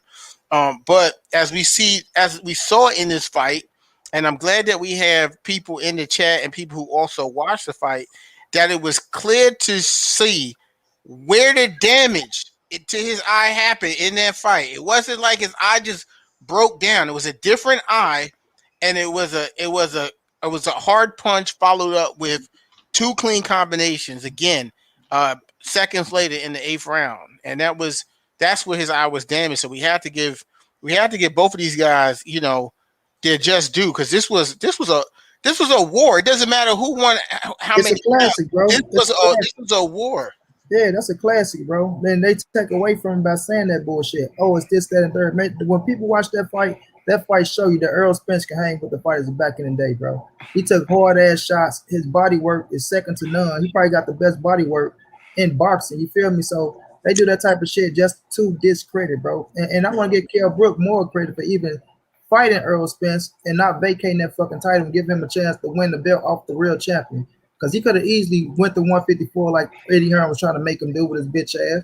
But he stayed down. He defended his title, you know, got that bitch not defended. Went out there, well defended. He just lost. You know, got that motherfucker taken up off him, but credit to him, because you got to still think about it. He did something good for his hometown, right in Palmer Lane, bringing all the people out. right? It don't matter if he won, lose, or draw. Like you still went down in history, bro. Just like Corey Springs brought the fight here with Zab Judah, you still brought a fight to your hometown, bro. That's big time in Brahma Lane, and sold that motherfucker out, bro. So you still going down in history, and you put up a hell of a fight. You put up a hell of a fight, bro. You know what I mean? So it's all love to Kell Brook for me, but yeah, absolutely. So here's the punch stats. I thought they threw more punches than that, but so basically, so Kell Brook landed 136 shots. Errol Spence landed 246, right? So Errol Spence landed 110 more shots than Kell Brook did. Kell Brook threw 442. Errol Spence threw 633 shots through through 11 and a 10 and a half rounds or whatever. And then that's a lot of punches thrown. And then in the percentage, Kell Brook landed 31%, Errol Spence landed 39%. Now, this is what I have to say about that, right? If you watch the fight, you seen that Kell Brook did not stop fighting, right? He was fighting the same way all the way up until the 11th round when he, was like, fuck it, right? He didn't stop fighting. He was still he was still fighting, right? So you mean to tell me, right, that Errol Spence was able to land 110 more punches, right? He was able to land 110 more punches when Kell Brook was still fighting his ass off. So you telling me that the reason why Kell Brook lost is because of eye injury? That's what you're trying to tell me. It's laughable. Errol Spence landed 110 more punches. But you're telling me the only reason he won is because of eye injury when we clearly just watched the fight and Kell Brook didn't stop fighting. He didn't stop fighting. Nope. Until he was just like, fuck it, I gotta take it. Right. He was still fighting back. He was still hitting EJ with some shit. Now watching this fight over, because see, I haven't watched this fight since I watched EJ and Sean Porter. Kell Brook was a tougher fight than Sean Porter. Kell Brook landed more hard shots. Kell Brook was a tougher fight than Sean Porter was for EJ. Yep. Because he landed more clean shots. And that's what I think. I think that this fight was tougher. And to piggyback off what you're saying, Keon, the difference in those two fights was EJ. Yeah, and the difference was EJ. That you can see, like, clearly in the Sean Porter fight, it's not the same it's guy. It's not the same Errol Spence. It's not. His strength is not the same. The same, right? His body wasn't the same, and his work rate wasn't the same. The same. That's correct. You know what I'm saying? Like, he didn't never stop working. And I'm talking about, it wasn't no soft shit. He was working hard. So hard shit. His body shots, you can look at how he was digging to the body. Problems. It was a whole different steam on that shit. Yep.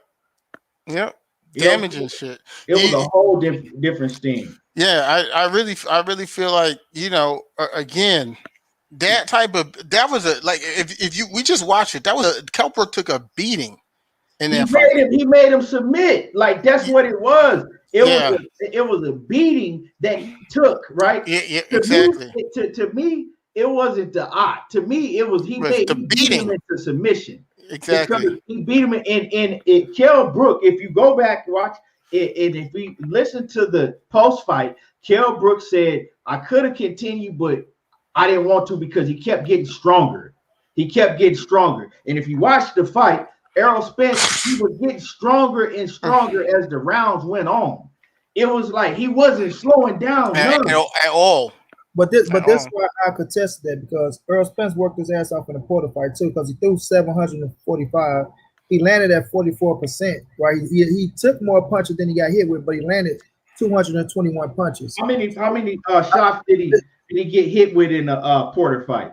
In the Porter fight, he got hit with 172, but he landed. He got hit with. This was just the whole. It was more tough, grueling. It was like, I think I'm looking at what I can see from my own knowledge. It was more solid technically.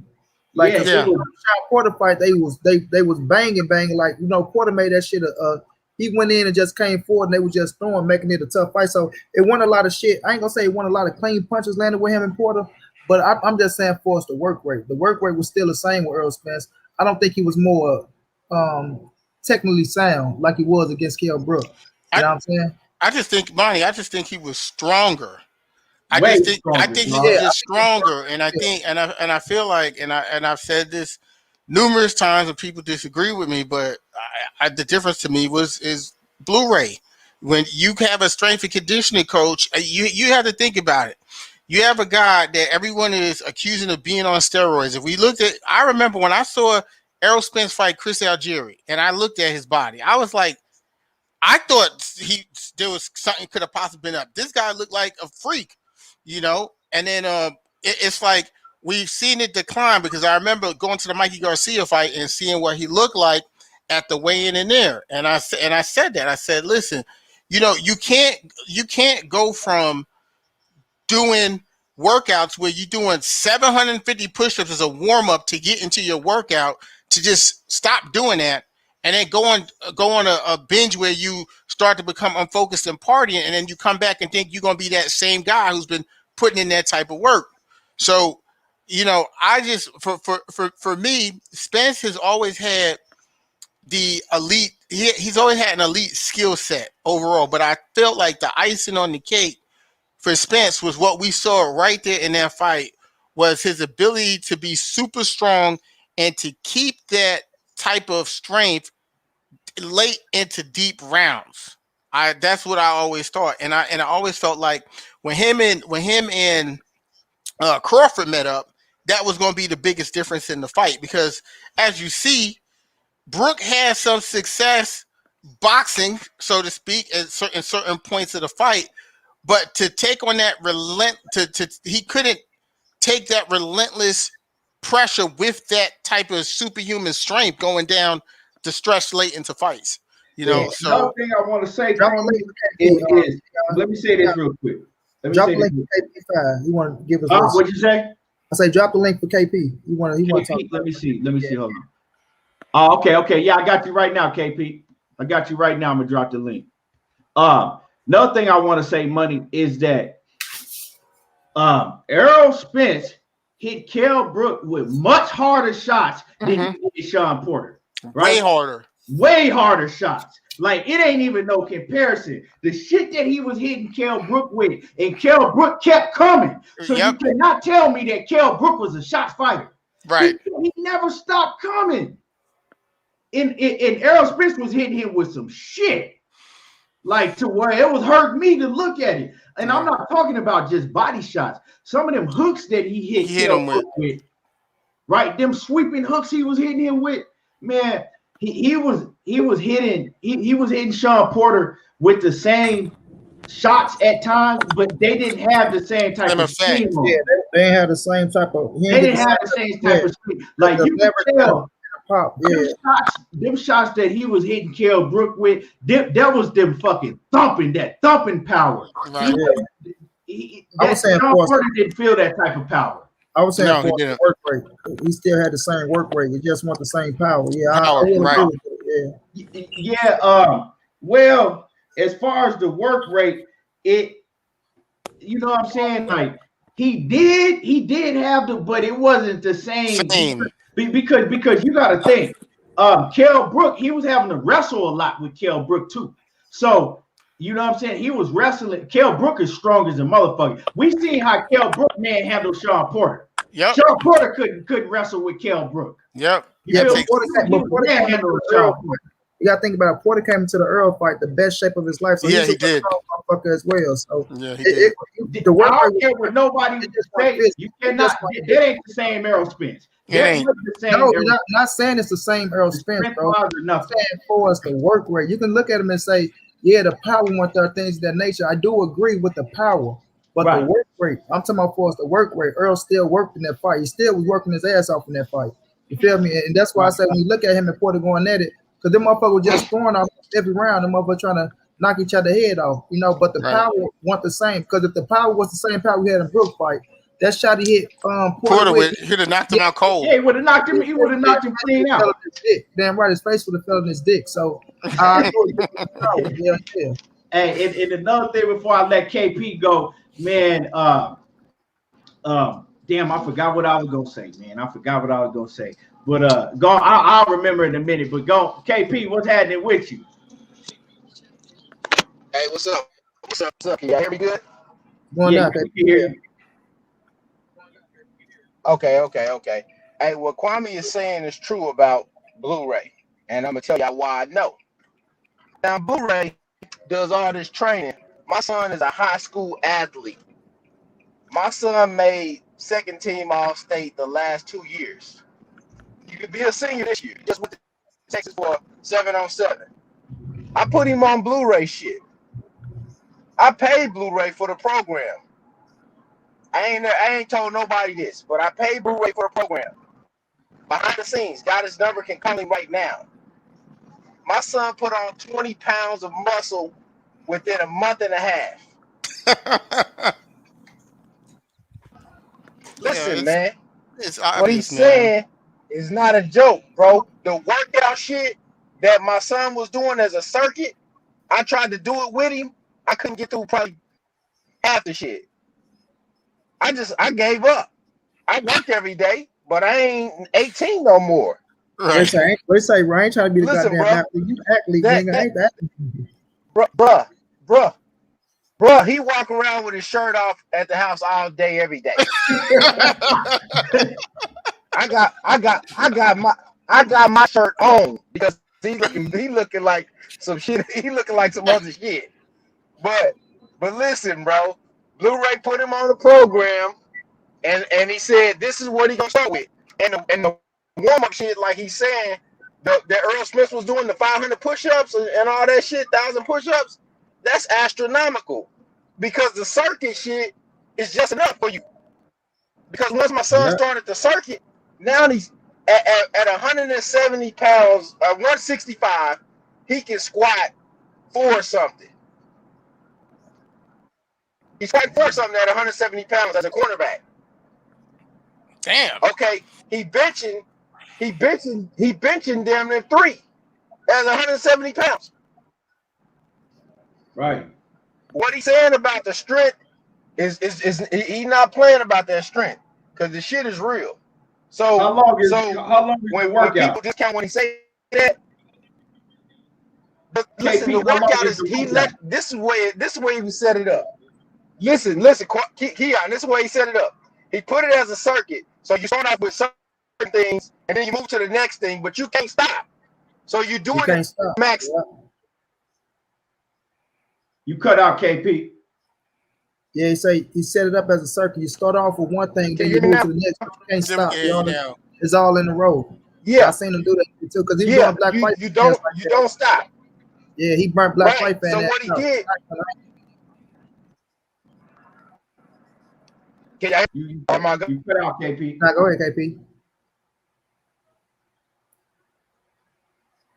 Yeah, you ain't there, KP. I don't know what's going on with you, bro. Knockout, what's going down, bro? KP, back out and come back in because your connection messing up. We can't hear you. Fellas, what's up, man? How y'all doing, bro? Can y'all hear me? What's happening with you, Knockout? We can hear you, good brother. How you doing? Salute to you. Man, salute to all y'all, bro. Money, ETB, Kwame, man, look, man. Y'all, I love this. I love this series, bro. I'm glad y'all started this up. This was fun to be a part of, fun to listen to, man. I just wanted to chime in real quick, bro. Like, that's the part of Errol Spence that I'm looking forward to see, man. He is missing some strength. Kwame, you hit the nail on the head with that observation, bro. And y'all hit the nail on the head with the scorecards too. Like, the fight wasn't as close as people tried to make it seem like it was, bro. Errol Spence did what he did at that time when he was still hungry before he became champion, bro. It was a good fight for the first 4 or 5 rounds. Kell Brook was very competitive, but about the middle of round 5 for the rest of that fight, Errol Spence broke his ass down, bro, slowly but surely. And he won that. I had it scored 8-2, and I possibly would give it 7-3 before the stoppage in the 11th, but realistically, bro, I had it like 8-2 when I rewatched it. So I think all y'all did a great job, bro, breaking it down, doing the play-by-play. I'm really, really excited to see, where y'all move this series, bro. And I'll be tuned in. I thought it was great, and I thought it was fun. And then to the point about Errol Spence's strength, he ain't lied to us yet. And he said moving forward, he gonna have his nutritionist for camp, and he gonna have his strength and conditioning coach for camp.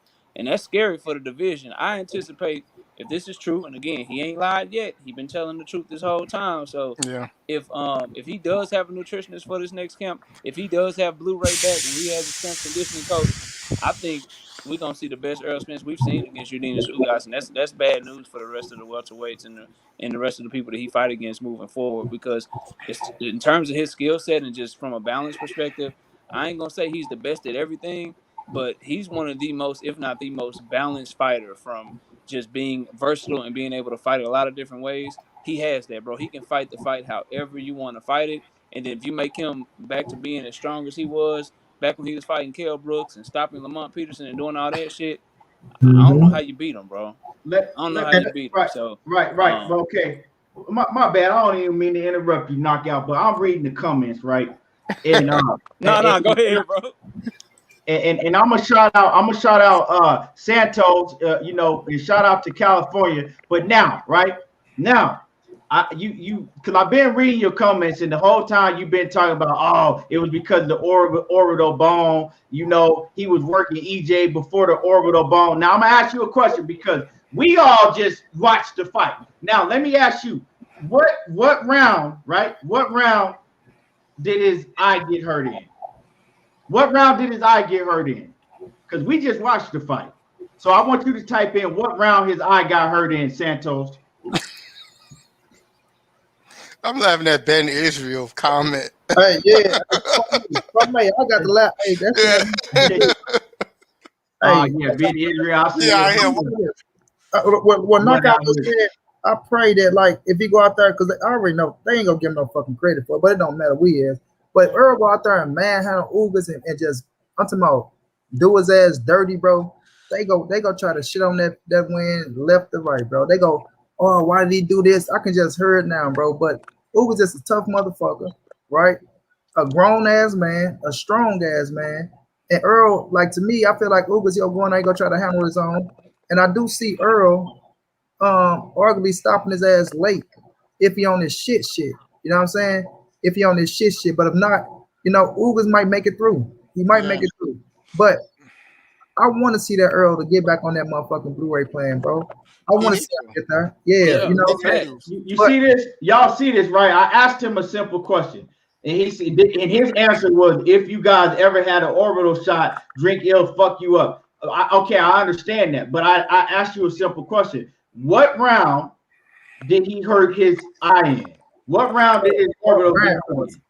Lori, that's all I'm asking you. Hey, Lori. Type in the round. Santos, just type in the round. What round did his eye get hurt in? Don't nobody else type it in. Let Santos type it in. Right. Yeah, but like I was saying, what's happening with it? They go try to shit on him for the.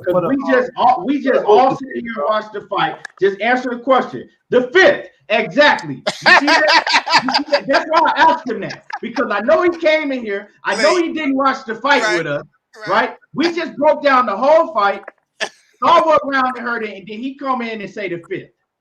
Right. Right. Now let me go back through his comments earlier, right? Let me see. Hold on. So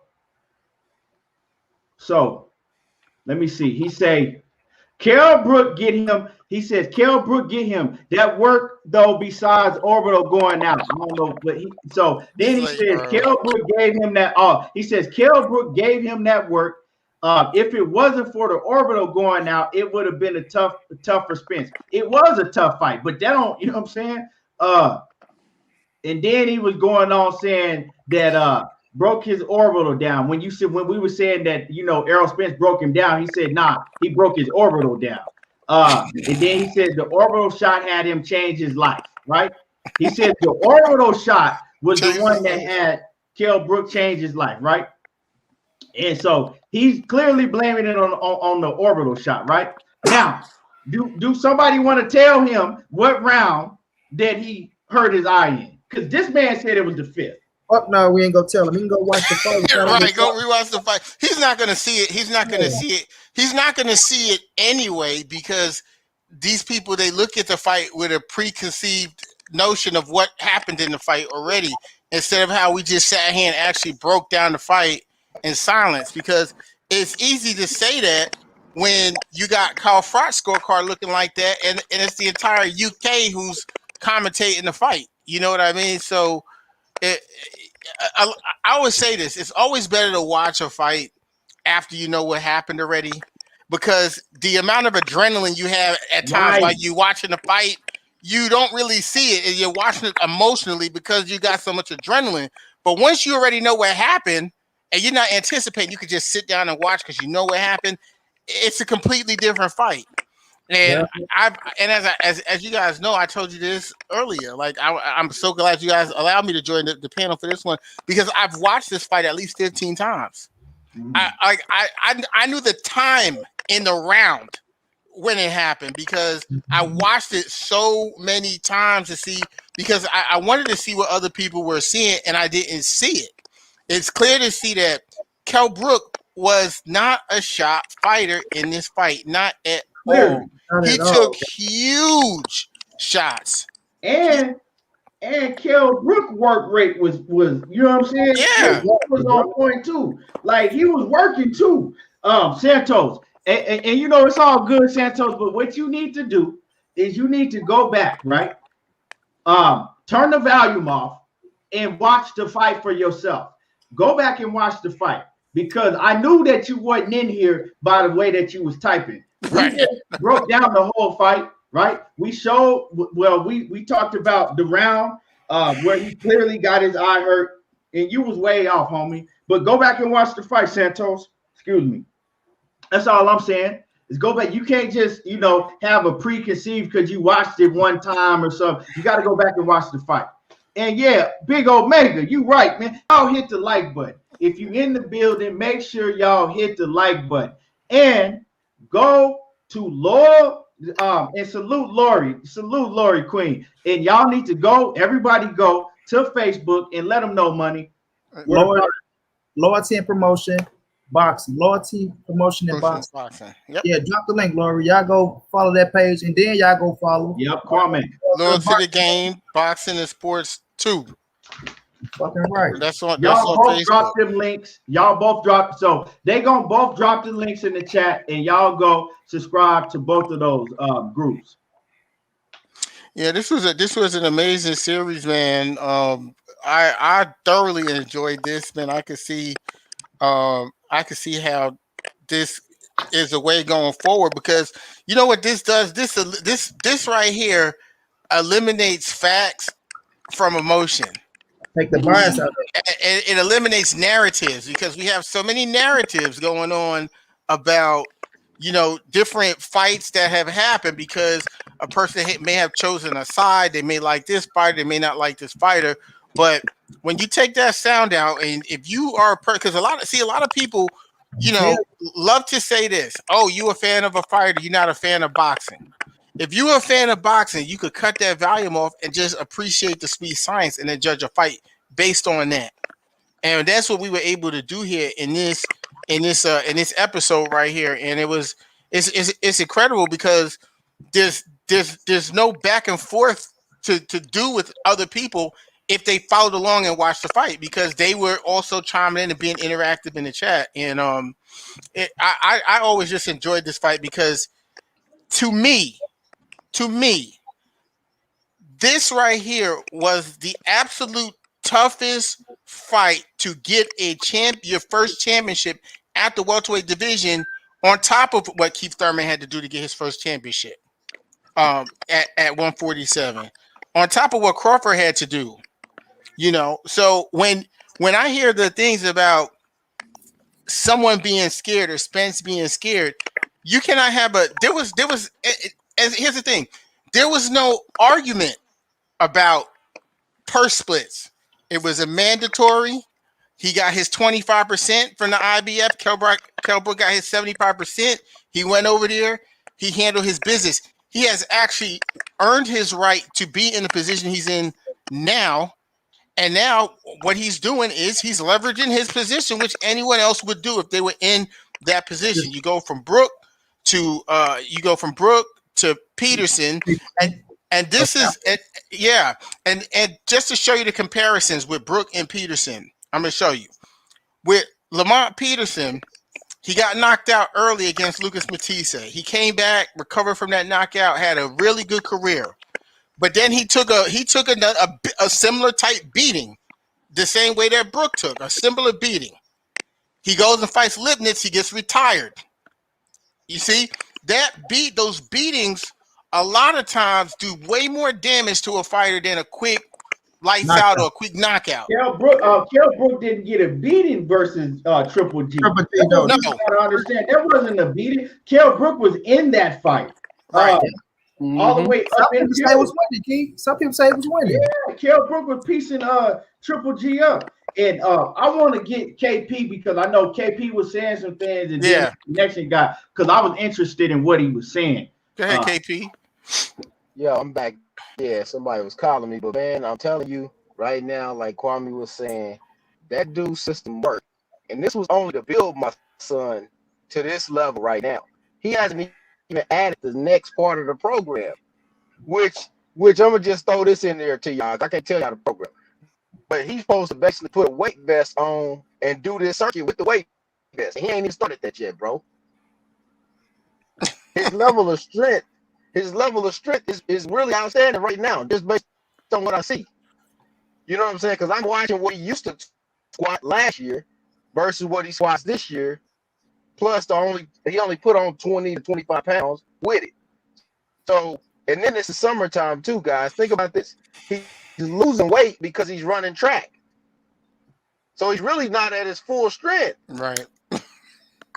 And for everybody that if you just came in, KP is telling us he has his son on Blu-rays, and Blu-ray was Errol Spence's strength and conditioning coach back when he was fighting Kell Brook and Leonard Bundu and everybody, right? So KP is letting us know that he has his son on Blu-ray's program, right?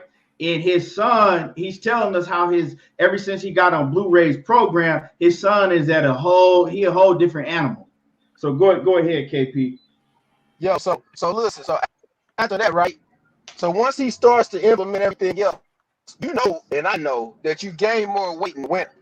It's summer. So he's possibly going to gain more weight coming back into this year when it's time for the season to start. But I already see the difference because his speed is even up, even during track. So this is a high school athlete. Now imagine what a professional athlete is doing when he got all the time that he got, and he got millions of dollars that Errol Spence got if he does Blu-ray program. Yeah. In comparison to a high school athlete, guys. But what I always say, J. Cooley, if he is gonna work with Blu-ray, he should have been already started yesterday, or he needs to start today. Right, that's what I meant too. You can't really, you know what I'm saying? And I'm just keeping it 100. You can't start no Blu-ray pro. You can't be like, okay, well, I'm gonna start working with Blu-ray when training camp starts.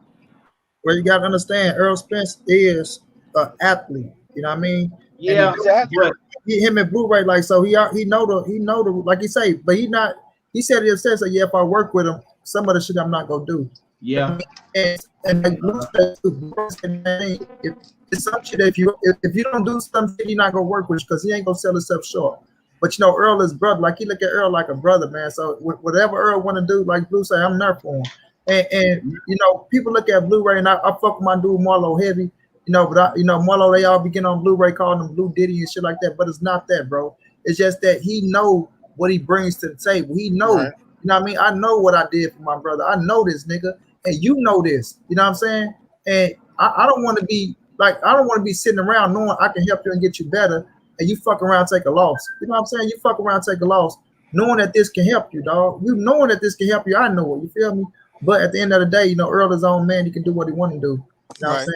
But I feel like that is a key piece, because strength and conditioning and everything is right. And you got to stay disciplined as fuck, bro. You got to be disciplined. You got to be disciplined. And y'all remember Sean Porter was working with Larry Wade when he fought Errol Spence. You took it right from me. That's what I was gonna say, Monty. You gotta remember these guys now. When they going to fight Errol Spence, they make it's almost like when people fighting Floyd. They come in at the pinnacle now. Yeah, you know, it's you know, like they coming at the pinnacle, and there was a couple things I remember after the Mikey Garcia fight. I remember there was a couple comments Spence had made in some interviews that really had like pissed me off, because I'm like, you know, back then when I went to the Mikey fight, I wasn't even working. So like for me to even go down there, like I had to put that shit on a credit card. And then dude was like, you know, when it was time for him to do, I mean, he did an interview with Thomas Hill, and he was like, I ain't even do no strength and conditioning. And you know, when it was time to do my push-ups and shit, I was playing the game. And I was like, bruh, that is a difference between Floyd Mayweather and the rest of you cats. Because it don't matter who Floyd is fighting, he's going to be at his best. It don't matter if he's fighting Robert Guerrero. He could be fighting whoever. You know, Devin Haney just came out and said he's in the gym against a YouTuber right now. He's in the gym training like he's fighting for a top welterweight. Yeah, you know. So I know because I spoke with a Blu-ray a couple times, and that guy's a real good dude. And he told me basically like there was a lot of things that he wasn't. There was more things he wanted to do with Errol, but they just wasn't open to it. But he said Errol basically said, and I get it. He said he said he used to tell Blu-ray like, you too hard on my body. Pause. Like you these workouts is taxing, and those type of workouts. And you see KP saying he tried to get in and do it. He like, I'm old. Like you have to be mentally prepared, and that's where I understand what Keon is saying. It's like you don't just hop in the training camp and say, okay, I'm gonna just add this shit. It's like you can't do that. You gotta start doing that shit now, and then when you get in the training camp, your body's already acclimated to it. Then they can ramp it up. But you know what? I'm gonna say this. I'm gonna take Errol at his word, because I haven't seen him. One thing I say about him, he's very consistent in the stuff that he says. Right. You know, he very consistent with the stuff he says. So if he said he gonna do that, because I remember he said he was gonna work with him before. I don't know what happened, but he said on Twitter that he was gonna get his nutritionist and he was going to get back with his strength and conditioning coach. And this is me personally. I believe he needs Blu-ray. I'm not saying Blu-ray make Errol Spence. That's not what I'm saying. Because a lot of people, they try to flip it to that. Because I don't want the ego thing. But I believe when it comes to Terrence Buck Crawford, you need that in your back pocket. This is what I got to say about that, right?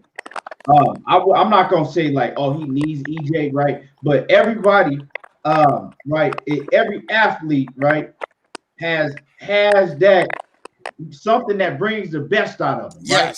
Yes. And Blu-ray, right, is he's that it. You know what I'm saying? Yes. That's going to bring Errol Spence to his full potential. Errol Spence to his full potential, right? Like it's like this, right? A lot of people, they could go to the gym and they could work out by themselves, right? Now when they're working out by themselves, they can still get in shape, but then they're not gonna do as much as if they had, you know, this person over here. Now you need to do this now, pushing them. And you know, Blu-ray, he has a program for Errol Spence that's gonna get the best out of him, that's gonna bring the best out of him, right? It's no denying that. And not only that, Keon, they actually Blu-ray does the workout with him, so they're competing. Exactly. Doing the workout. And he's doing it with him at the same time. So that's giving him more motivation while he's working out, right? They competing. And Errol Spence he's an athlete, and all athletes are real competitive. EJ is hella competitive. So now he got, you know what I'm saying, Blu-ray working out next to him, and they both going at it. You feel what I'm saying? Yeah, I like that like this. Oh, go ahead, King. Let me finish. But like I said, as I've been worked out, you know what I'm saying, my whole life, right? You cannot, and I'm telling, and I don't care what type of athlete you are, right? You cannot just say, right, the type of shit that Blu-ray does, I'm letting you know right now. Right. You cannot, right, just, I don't care. I know you're an athlete and your body has muscle memory, right? But you can't just start like, okay, I'm gonna start training camp and I'm gonna start doing this shit. You can't do that. I don't know what they're gonna work out to where, you know what I'm saying, what they're gonna take out and what they're gonna implement. But I'm pretty sure that Blu-ray is gonna have something, you know, tailor-made just for Errol Spence, because he can't do what he was doing with Blu-ray before and Right think he's gonna now. be able to start that shit just walking in the training camp. You know what I'm saying? You can't do that. That's you and y'all got to think before, right? Before Errol Spence, he was fighting much more frequently. He was always fighting at least 4 times a year. You know what I'm saying? He was consistently in the gym all the time. He was in the gym. He was a gym rat. He was in the gym all the time. You know, now he got, you know, more kids. His life is different. You know what I'm saying? He got a different life. So that has a lot to do with it. You know what I'm saying? I know that things change, you know what I'm saying, when as life change. So, you know what I'm saying? Now he might not be able to be in the gym all the time like that, like he was able to before, because there's different shit that's going on in his life.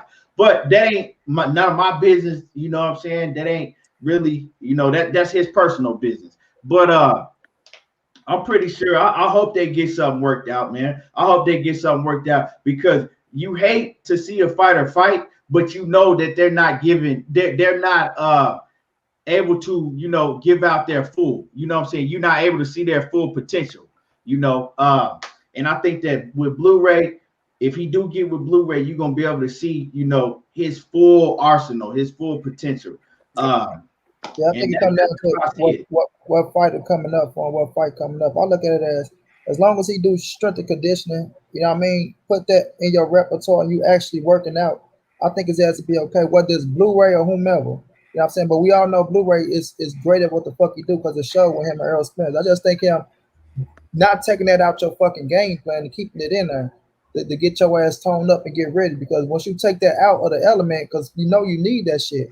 So if you just fooling around, fucking around, and I'm gonna use this to do this and do this, I can run, I'm good. You know what I'm saying? You do got the physical gifts to get by. That's what Earl worked with, his physical gifts to get by.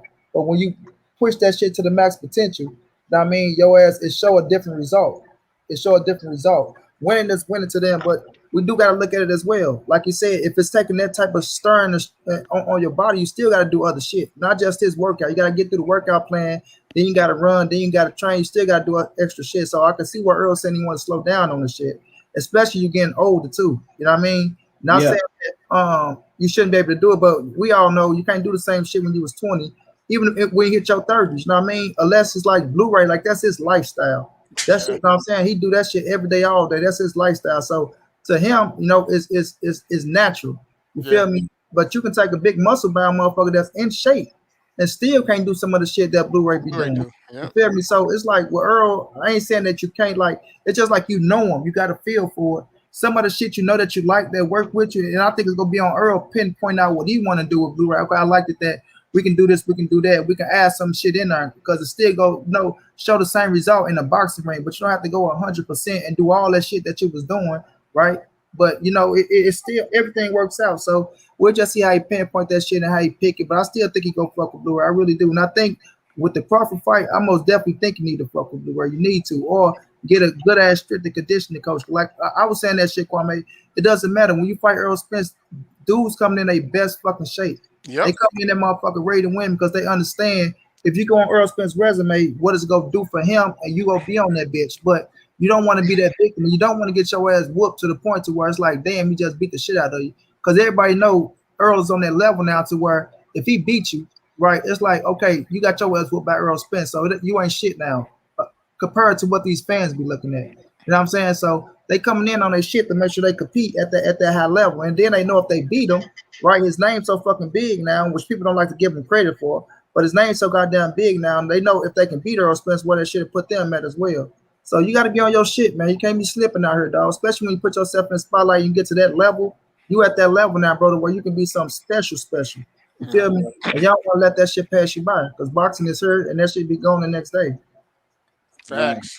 Rico say Errol need Blu-ray and that shag back. he said he agreed with me. He says plus you got to consider Errol's age as well. Right. Yeah, he's not in his mid 20s no more. Yeah, he's aging. He got more more damage on his body too. So yeah, I mean it all makes sense. That's why I said I'm pretty sure if he do go back with Blu-ray will be able to have something tailor-made for him, to still get him to that point he need to be at. Knockout Boxing 86 TV says this comes down to Spence recognizing what he needs versus what he wants. He says, in my opinion, he needs Blu-ray to be the best version of himself in the ring. And I agree with that. Earlier I had posted we got Santos. He says he said go check him out on the UFL fight page. He says he got his fight debut coming up on April the 10th in Culver City, California. He says check me out on Mighty Mouse on the UFL fight page. And subscribe to Santos S. Montanez. I know the last name at Montanez. I know. Yeah, I know the AFL. The UFL. Yeah, Mighty Mouse with the tattoos. Yeah, the Latino dude with the tattoos, and they be boxing and shit. Yeah, I want to see that. Yeah. Check me out. He's fighting. He fighting on that. Okay. Yeah, I'm gonna definitely go check that out. UFL fight page. Is that on YouTube or is that on Facebook?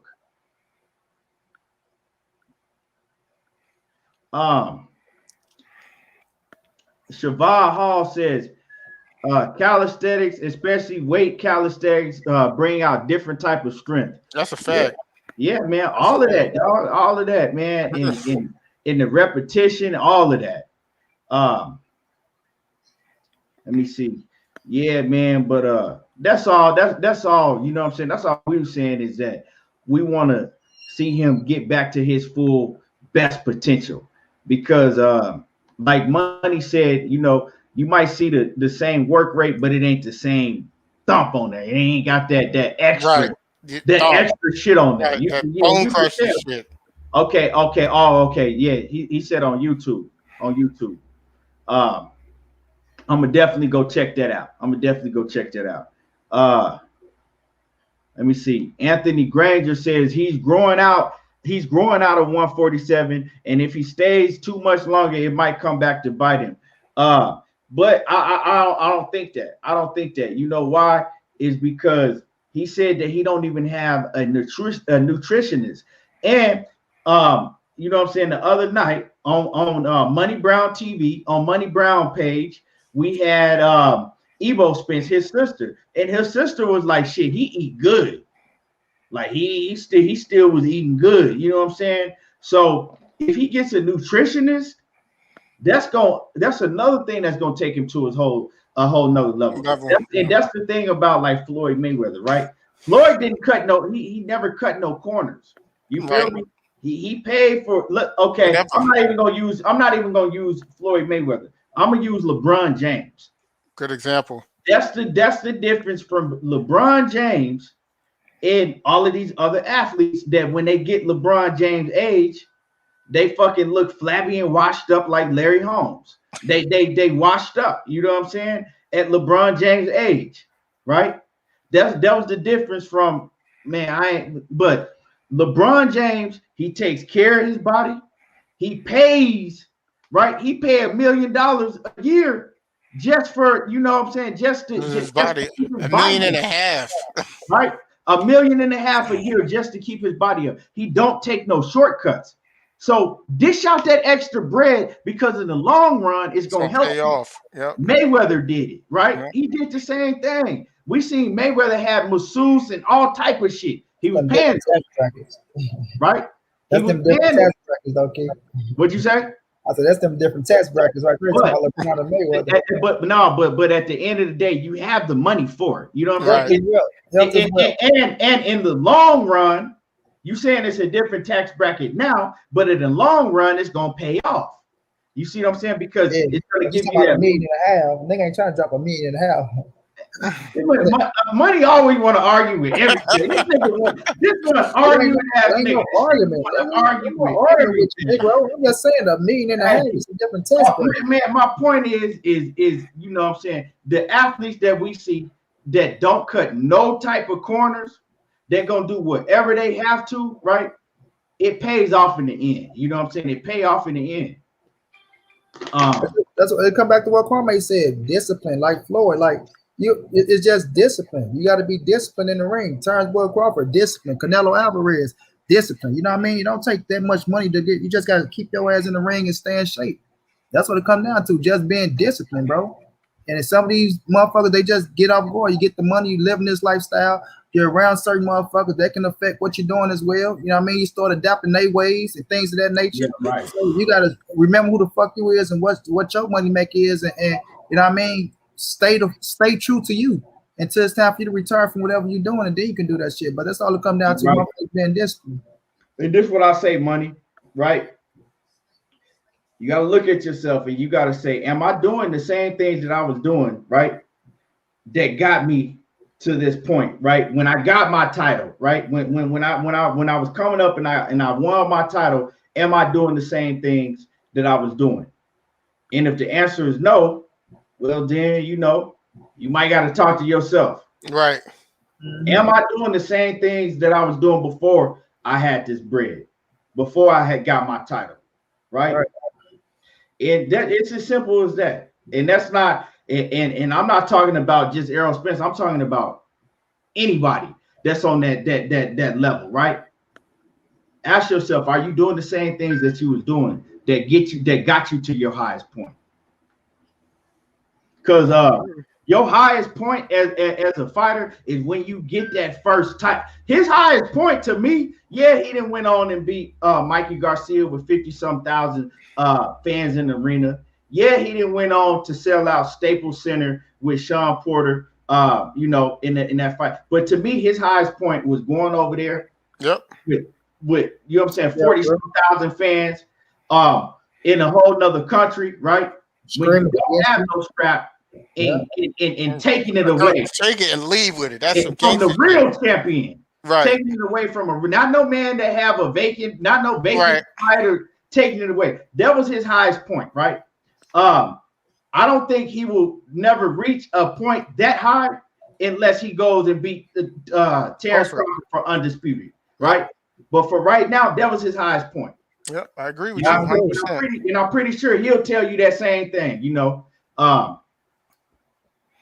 because it's just a whole different, you know, mind frame, and you know. So, are you doing the same things that you was doing that got you to that point? You feel me? So that's all. Yep. Yeah. I think, man, this series was excellent. I'm not sure if you guys, because I got such a bad memory, I don't even smoke no more. But if you guys spoke about you guys spoke about it yesterday? But I'm excited to see this whole Hooker. I don't even have the zone, but I think I'm gonna order it. You know, like this fight really makes you want to order it and see how it is. Me personally, man, I was just looking at some of Ortiz's highlights, and I just think stylistically it's not good. I feel like Hooker has that warrior gene in him, and like if once you start firing on him, he's gonna start firing back. I don't know if he can stay disciplined through the whole thing and use his reach and just box, you know, because he got a lot of grit in him, Hooker. You know what I'm saying? Like you start swinging on him. I know it's a fight. He gonna start swinging on you, you know, and I just don't know if that's a good matchup. But it's an exciting fight. It's a step up fight for Ortiz, and then I also think the fact that Hooker's actually doesn't have to drop. People think that it's not a lot, but losing 7 pounds is a lot. Not having to lose that 7 pounds, that's a lot too. You know, you can have a way better camp knowing that, damn, I got 7 more pounds to go. You know, like I'm at a better place right now. I could maintain some of my strength and everything. So I think that fight is going to be an exciting fight. I like to root for the brother, but I just gotta keep it real. I just don't see it going that way. Yeah. Let me read this comment real quick, and I'm gonna let you go, Money. Because that's some real shit. Todd Swindle says all the stuff LeBron does, he writes it off as business expenses on his taxes, job related. Yeah, that's what them rich. That's what the wealthy do. Yeah, especially when spending a lot of money like that. Hell yeah, it's coming out your pocket. It's taxes. So yeah. But with Hooker though, I do fuck with. I mean, I do rock with you on that, Kwame. But like, I'm going with Maurice Hooker all the way to win. You feel me? But that's his downfall, banging, bro. Banging, and when he get hurt, he don't know how to hold. He don't know how to try to get his legs back. He just resort to trying to hurt the motherfucker back. Yeah, just banging. So, but now that he with Bomac, got to get Bomac credit. I'm gonna see how good Bomac is and what can he implement in Maurice Hooker game to make him that much more better. Just like I'm looking like what he gonna do with Jamil Hearn against Corey Frampton. I think Jamil Hearn got a better shot against Corey Frampton, right? Yeah. But I am going with Mo to win this fight. Not saying he gonna win, lose, or draw. I'm riding with Mo. You feel me? But I do see where he get in trouble at to where that boy Virgil Ortiz hurt him. He done. If Virgil Ortiz hurt him, he done. But I want to see what Virgil Ortiz do when he get hit. Because this is the strongest fight he'll fight. People like, well, we don't know if the power came up with Maurice Hooker. Maurice Hooker is a fighter, bro. He's a fighter. Yeah, and he got some pop. And you put 7 extra pounds on him, he punch a little stronger. You feel me? So I'm just looking to see, could he catch Virgil Ortiz? Did this do something to Virgil Ortiz, not make it weight? What did he do? What did he have to do to make weight? Did that drain his ass a little bit? Right? But like Virgil Ortiz is the favorite. We know that, right? I know he should win this fight. I ain't gonna say that it's like, oh, this, that, but we all look at this fight and we all can see him knocking out Maurice Hooker. Let's just keep it real. We all can see that shit because Maurice like to bang it out. Like I say, it's just be his defense technique because he'll bang, he go fight your ass. He got an offense. His offense is his defense. That's where he get fucked around at. You know what I'm saying? Even when he fought my man in Oklahoma, Sadeo, if I'm not mistaken, sorry if I fuck your name up, man. But even when he was fighting him, they just went in that bitch banging. They just banging, you know what I'm saying? So somebody like Virgil Ortiz, who's more technical, he's more defensively sounded than Maurice Hooker, and he can counterpunch. So Maurice Hooker gotta be sharp on his shit. And if he can use his reach, like Kwame say, because the boy got a crazy reach. He got a crazy reach, bro. If he can use that shit to stay on the outside and force Ortiz to come in, right? If you can just extend your arms out for your defense, bro, tag his ass, extend your arms out for your defense just to keep his ass back, you give yourself a great damn chance, and you give yourself a chance for him walking into something. You can make his ass walk into something, but it's gonna take discipline. It's gonna take discipline. It's gonna take you to be smart and understand. It might take you 4 or 5 rounds to get that motherfucker in. You know what I mean? So it's gonna come down to how long could he wait? How long could he wait, bro? And I'm looking forward to it. But I just see, for what I see with Ortiz though, like Ortiz, he don't stop. He don't stop coming, bro. Like I don't see them getting out of round 1, even round 2, without a lot of leather being thrown. Like, and that's just the only thing. It's just that what I watch for Ortiz is just that pace. It's like the pace he fight at, man. It's like it worries me a little bit. It worries me, man. Did he anybody see anything about him making weight or not, coming back and making it? Let me see. And I'm gonna switch it up because I cooked on that earlier, but I want to talk about something else that just came across. What's another that? Story, huh? Yeah. So what's that? So Terrence Crawford, right, and his team, they told Sean Porter, stop talking and activate your mandatory if that's what you want to do. Or sit down and be quiet until Bud is done working on what he is working on. Now, right? Sit down and be quiet until Bud is done working on what he's working on, right?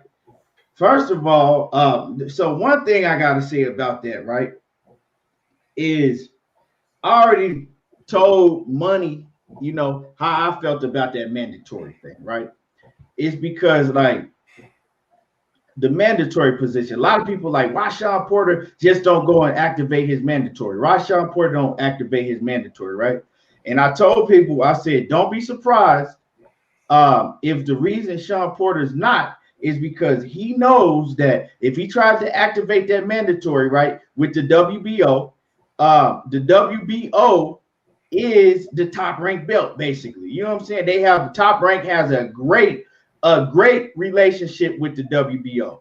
Bob Arum said it himself, right? Because they was questioning Bob, like, is that the Top Rank belt or what? He's like, but we just have a great working relationship for years. Like, they have a great relationship with each other, right? So Sean Porter probably know that once they do that, you think that they're gonna make Bud Crawford go to mandate? You think that they're gonna make him go to a purse bid? They're gonna do that? Nah. What they're probably gonna do is come out and say that Sean Porter has an eliminator fight with whoever, right, for the mandatory spot for Bud Crawford. We've seen this happen a lot of times. Actually, in the WBC, they did that to Sean Porter. Remember, Sean Porter was the WBC mandatory at the time to I think it was Errol Spence. Who was it? Sean Porter was a mandatory, and then they came out and they said that Sean Porter was gonna have to fight Danny Garcia, but I think it was when Thurman. huh? Thurman, probably Keith Thurman. Was it Keith Thurman, right? Yeah, Well, they did that to Sean Porter already, right? And you know they're gonna do it in the WBO, right?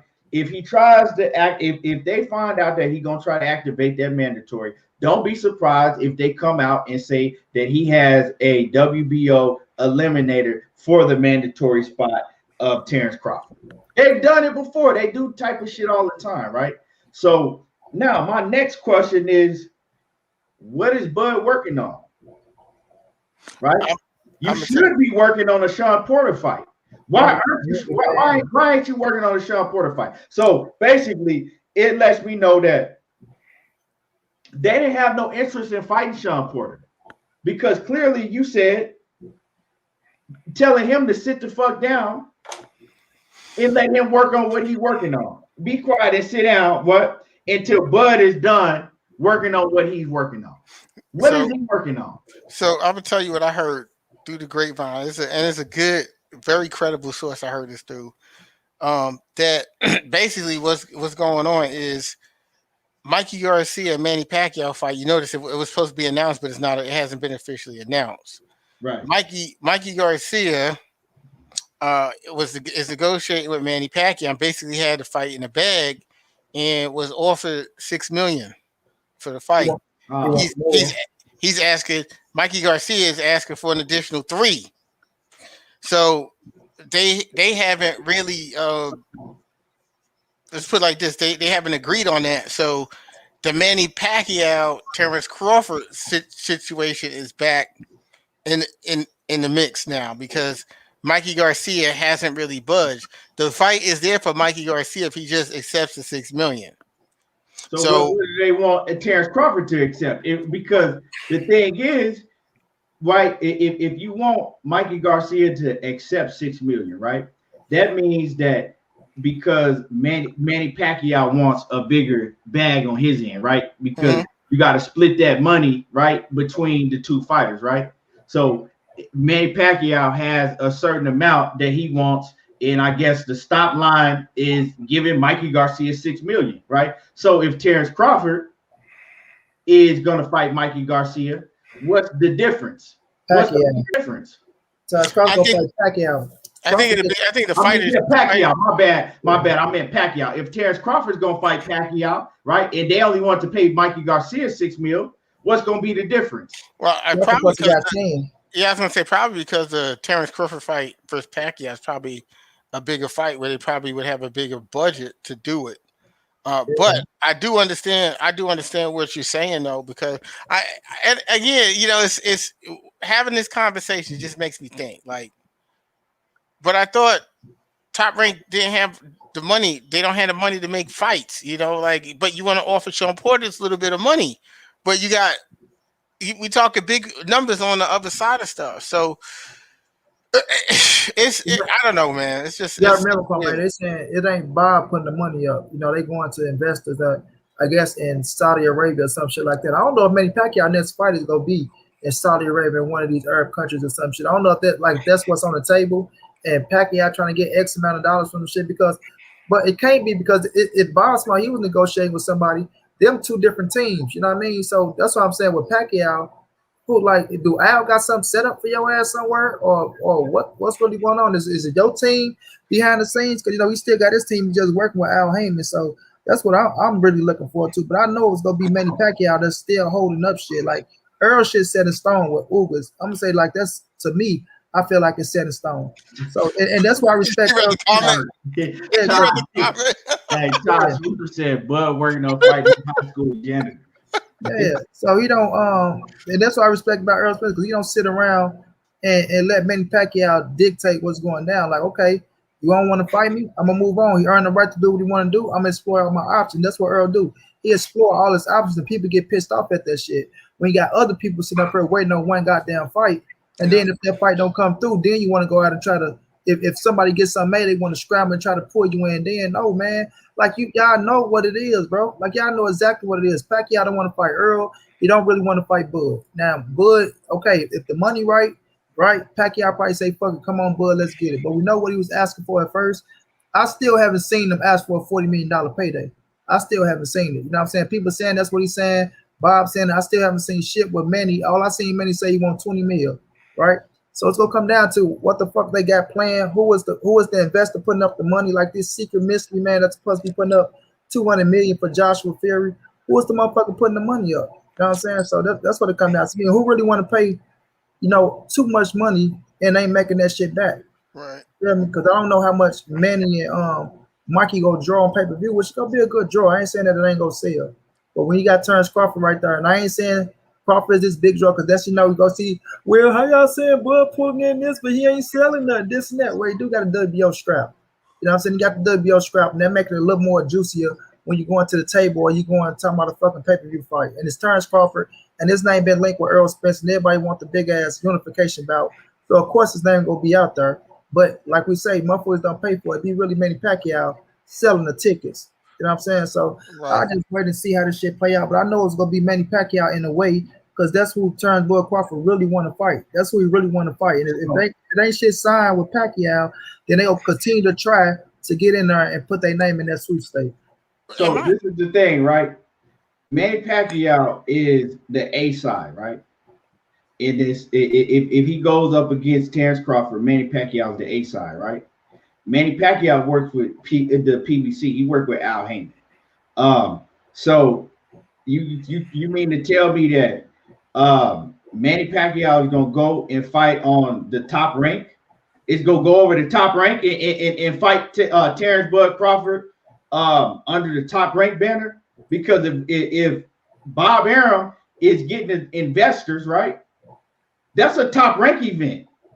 So you mean to tell me that Manny Pacquiao is going to fight under the top rank banner, right? Because if Bob Arum is doing all the business, if Bob Arum is getting the investors to bring the money to the table, that means that Manny Pacquiao got to fight under the top rank lights, whether it's in fucking Dubai or Israel or whatever it's at.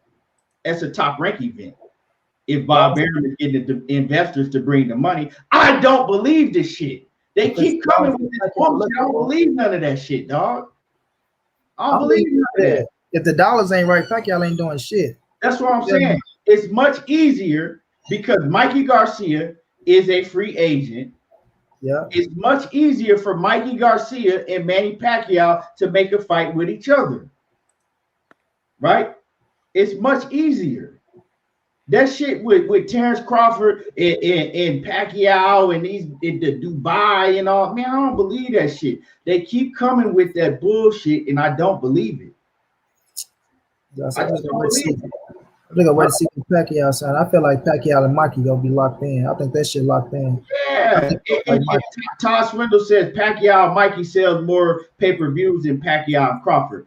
And that's another argument, right? Because they're like, oh, well, they don't want to give they don't want to give Mikey, you know, no $6 million.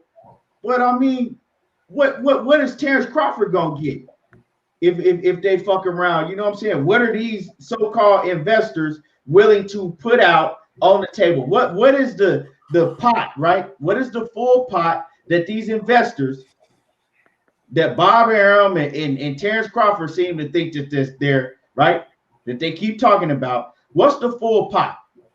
Because whatever the full pot is, Manny Pacquiao gonna take most of that shit. And then what is Manny Pacquiao willing to leave Bud? Because y'all talking about, well, Manny Pacquiao gonna get 40 and Bud gonna get 10. Said who? Says who?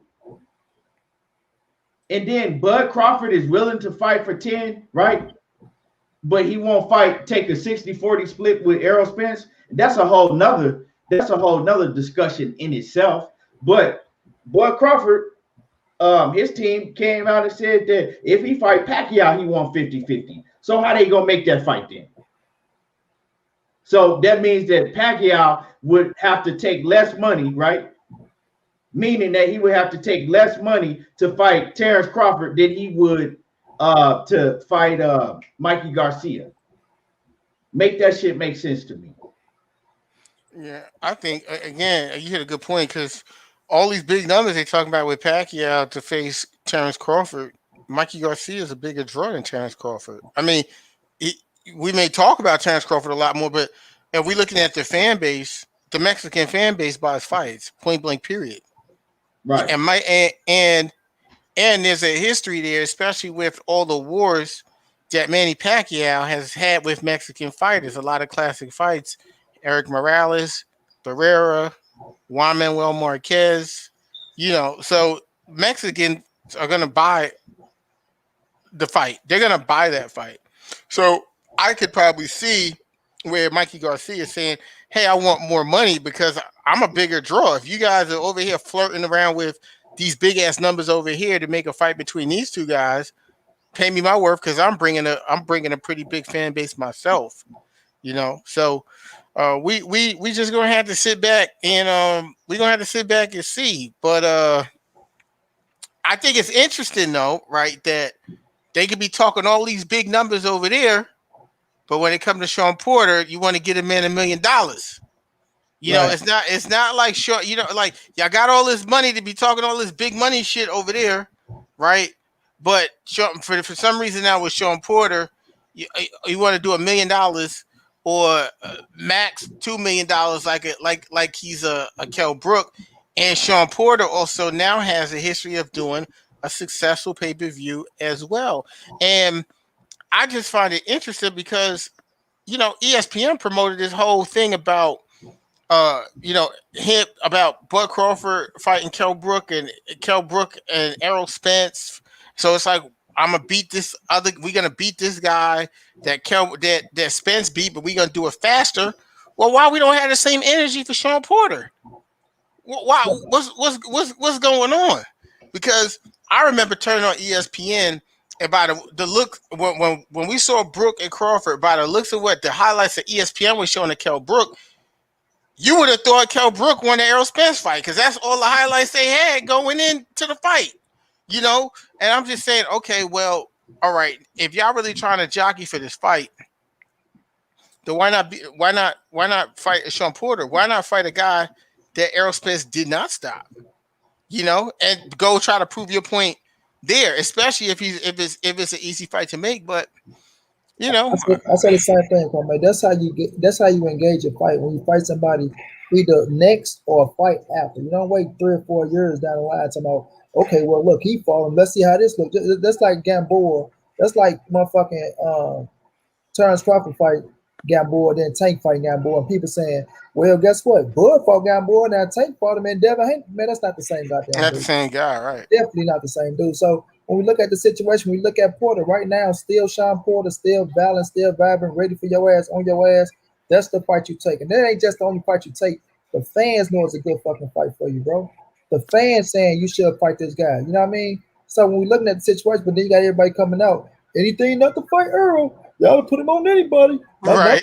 It ain't that he didn't go fight Earl. We all know that Earl ass is locked up in the fight, right? So if he locked up in the fight and we being realistic out of this motherfucker, what's next for Terrence Bud Crawford?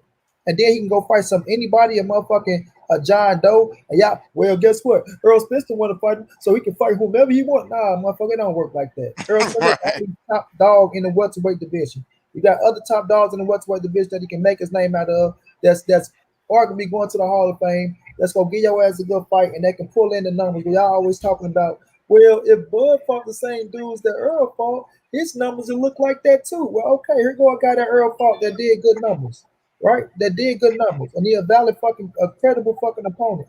So why not get him in a fucking ring and see what y'all can do with him, right? Everybody's saying you haven't fought a PBC guy. None of the PBC guys want to fight you. They all ducking. Sooner or later they got to fight you. Well, here go one right here. You ready calling your name out and all this shit. Y'all say nobody is saying Bud name. Nobody is saying Bud name. Guess what? Wasn't nobody saying Spence name either.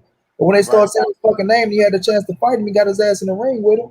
You feel me? So they don't want to do the horror shit, bro. And that's the shit that be fucking with me, dog. And that's why when we come out and we get to talk about resumes, you motherfuckers want to get pissed off. And then y'all want to say they ain't shit because Earl fought him. But if Bud beat him, then they everything. Because before, Sean Porter was a broke down, Kell Brook was a broke down engine. He ain't have shit coming. Triple G did this to him. He wasn't this. But then when Bud fought him, he was in the best shape of his life. That was the Kell Brook. Right. He did that. Sean Porter ain't shit. Earl fought him, but let Bud beat Porter. Oh my God, Bud beat him, and Porter did, like, you know what I mean? So cut the bullshit out. We've been saying that shit. So Porter is that's the only name you should be looking at, dog. That's the only name Bud should be looking at. Now, credit. Pacquiao ain't signed a contract yet. I get it. Bud working out, he in shape, he knowing what he got to do. So even when that day come, whomever signed that contract, he's still gonna be ready to go. But don't try to disregard from fucking Sean Porter, bro. If it ain't Manny Pacquiao, the only fight for you is fucking Sean Porter, dog. That's it. Nobody else. Keith Thurman ain't ready. Not no fucking Jose Cito Lopez, who we said Booth should fight, or Virgil Ortiz should fight to put them on that type of level to see if they there. We ain't trying to see none of that shit, man. Sean Porter, a top 5 welterweight. Yeah, man, it's some bullshit. It's like you finna wait around, right, to hear Pacquiao say again that he not fighting you, right? Now you didn't you know what I'm saying? You didn't shit it on Sean Porter. You know what I'm saying? And then now you're gonna fucking end up and probably have to fight a Jose Cito Lopez or somebody. You know what I'm saying? That's what you really gonna do. Cause he's like, oh, you telling Sean Porter. Basically, they talking to Sean Porter like he ain't shit. Keep your mouth closed, or you know, activate the mandatory, keep your mouth closed and you ain't fight us when you had the belt. You ain't fight us when you had the belt. Motherfucker, Danny ain't had the belt when Earl fought him. You know what I'm saying? Like, shut your mouth and wait till he finish doing what he got to do. The fuck does he got to do? Hey, he better wish and pray that he get that Manny Pacquiao fight. For real. Because you know what? If I was Sean Porter, what I would do if I was Sean Porter, if he didn't get that, if the news come to where he don't get that Manny Pacquiao fight, I wouldn't even fight his ass. I'd be like, you know what? Fuck him. You dig what I'm saying? Fuck him. Fuck you. Fuck you. Go fight Jose Cito Lopez or sit your ass on the shelf. Porter, get your ass in the ring with him. See, this is the thing, right? You treating Sean Porter like he ain't shit when it's a big fight, right? If I was Sean Porter, yeah, you want to treat, okay, fuck you then. You know what I'm saying? Fuck you. Go ahead and fight a Jose Cito Lopez and get fucking laughed out the building. You know what I'm saying? Or sit on the shelf and don't make no money, right? Because like I said, at the end of the day, you talking all that shit. You should stop worrying about what Pacquiao ain't gonna fight you. You know what I'm saying? Fight Porter. Make a big fight. Make a big fight, or at least tell Porter, look, we trying to negotiate this Pacquiao fight. We'll let you know real soon. If this don't go through, we'll fight you. So just stand by. We got you. But he's showing that he don't want to fight Sean Porter. I kind of think that's what he's doing in a cocky way. Yeah, and I think it's interesting. He don't want to fight Sean Porter. I ain't gonna say he don't want to fight him. I won't say he don't want to fight him. Yeah, I'm gonna say it too. I'm gonna say he's doing that. I'm gonna say he's doing that shit in a cocky way. Like, all right, sit your ass down. If we don't get this Pacquiao fight, then we'll come and talk to you. That's what I think he's doing, and he's just being arrogant as fuck. But you know something, Monty, it's interesting that you say that, because ain't that the same thing that he complaining about with EJ? Earl, yeah. You know what I'm saying? It's like I noticed that side, that camp is so they're so hypocritical with their actions. It's like, okay, you want to have a problem with this guy doing this one thing, but when you in that situation, you want to do the same thing. You know, I mean, you know how it be at jobs when like your boss bossing you around, and then you get a little power, now you want to boss the other man around. right. I'm just like, and I'm gonna agree with Keon because I don't think I'm not saying he can't beat Sean Porter, but I don't believe he wants to fight Sean Porter. You don't want that type of fight. You don't want to be in no fight that's gonna make you look bad. Yeah, I'm not saying that he can't beat him. I'm just saying he don't want to fight. He don't want to fight him because Bud be the first person to come out and be like, if someone say something that he found to be like disrespectful, like he gonna come out and say something. Sean Porter openly came out and said, "You ducking me," and you not responding to that. You know what I'm saying? It's like the dude went on the podcast and said, "Y'all lowballing me because y'all trying to duck me." Okay, well, I just don't get it. One moment we was friends, and the next moment, we working on some other things over here that was in the past. So we can't do it now because we working on some other things. And it's funny that we still working on the other things, the same thing, which is the other thing, which is a year later. I mean, it's like at some point it's like Manny Pacquiao is like they present their fight to him. It's like they dangling this carrot in front of him. It's like, when you gonna wake up and say fuck the carrot? You know what I'm saying? Like, how long can you get strung along by this before you just say, look, you know what? Fuck it. I'm a do me. I'm gonna fight Sean Porter. Me, and that's what, you know what, no matter what anyone says, I may not agree with how Teofimo Lopez went about doing what he did. But at least I feel like he had the balls to take his career into his own hands. And or at least try. At least try. I'm just saying, but at least try to, because you know what? Even if you got to sit out a while, which who wants to do that? Especially, but I mean, Till's young, but who still want to do that? You making money, but even if you got to sit out like Mikey, you come back where you in control of your destiny, and it's nothing like having freedom. Ain't nothing like it, because you don't got to sit around and wait for someone to tell you when you can eat or when you can't eat, or you feel like you want to make a move, but you can't make the move because this person is doing things in the best interest of themselves, and you're so nervous to do something in the best interest for yourself because you think that they're going to screw you up. If you got a contract, I feel like he's in a position of power right now. If you got a contract that's expiring in October of this year, coming up, look how fast shit we almost in fucking April. This shit going by quick. October gonna be here quick, bro. Just be like, fuck it. I mean, and that's why I say, you know what? He need better management. He need people to tell him the right stuff. Because for me personally, I would have said, hey, look, I was his manager. I said, look, bud, let's go fight Sean Porter. Let's go whoop his ass real quick, and then we'll be out of our contract because they can't force us into no other fight before October. And then now that we have so-called made this fight on the other side of the street, and we showing that we could put more pressure on fighting Spence, because now we've shown we fought a top welterweight from the PBC side, and he's gonna go ahead and Spence gonna go ahead and get his belt. You can go sign with PBC, or you could just go get yourself, do your own thing or promote it, and just go make that fight happen. But this is another thing to me, right? You sitting and waiting around for motherfucking Manny Pacquiao, and you know what I'm saying? Just stay ready. Boxing TV off in the building. What's happening with it? Stay ready. Stay ready. Say he been trying to get that damn Pacquiao fight since 2014, and that's the thing, right? You sitting and waiting around for Pacquiao, right? Now, I understood it a lot more when Pacquiao had that belt. Pacquiao ain't even got a fucking belt no more. You know what I'm saying? So the only thing, if Terrence Crawford had got that third belt, I mean that second title on his, you know what I'm saying, the second title, then it's more leverage. Now, we both got 2 titles, and I just fought Pacquiao, right? Right. But now it's like I fought Pacquiao with no belt on the line. Pacquiao 40-something years old. it's like, why is you still waiting around for a Manny Pacquiao, right? Sean Porter is a much tougher fight. Right.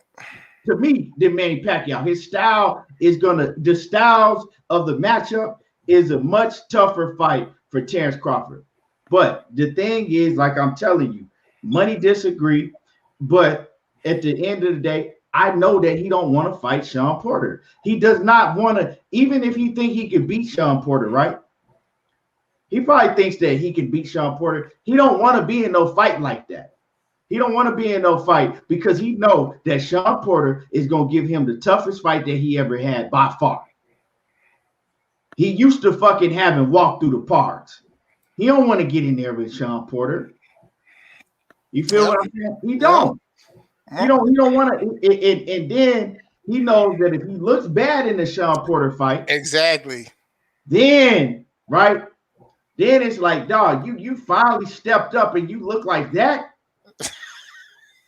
You finally fought somebody. So it's a whole bunch of elements to why he don't want to fight Sean Porter. And I don't think the people around him want him to fight Sean Porter. You hit the nail on the head because you see, like right now, there's this mystique about Crawford because of what he's been able to do and how he's looked, but against the level of opponents that he's done it with.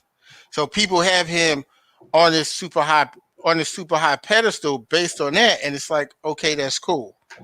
But dude, look, you are 5'8". You got a 74-inch reach. You was fighting dudes at 135 and 140. You got guys who are taller than him in 147 who got a 69 or a 70-inch reach. I mean, he's always had significant advantages, and not to take nothing away from him to say that like this guy is an excellent fighter, super disciplined, a coach's dream. But there has to be some point where, we talking the Hall of Fame stuff because that shit really irked me when I hear it. Like, okay, that's great. But when we go back and we talk about the Hall of Fame, we say, okay, Sugar Ray Leonard. Well, damn, he fought Tommy Hearns, he fought Hagler, he fought Durant. We could go back and say, damn, this guy was a legend because he fought all of these top guys. We got these matchups. If we go according to what Crawford says about himself today, he says, listen, I could go to the Hall of Fame now.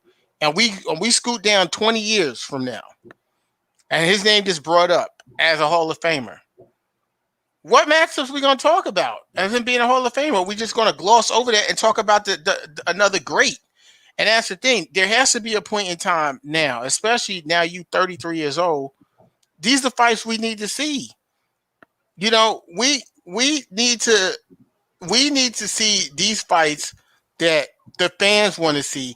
And we have to stop being in a situation where we're so easily manipulated by Arum, because I said this before, it's the same thing we're going through with Manny Pacquiao and Floyd Mayweather. You got one side who's screaming at the other side is scared. And we got a bunch of people who like one side, don't like the other side, and they run with the narrative about people being scared.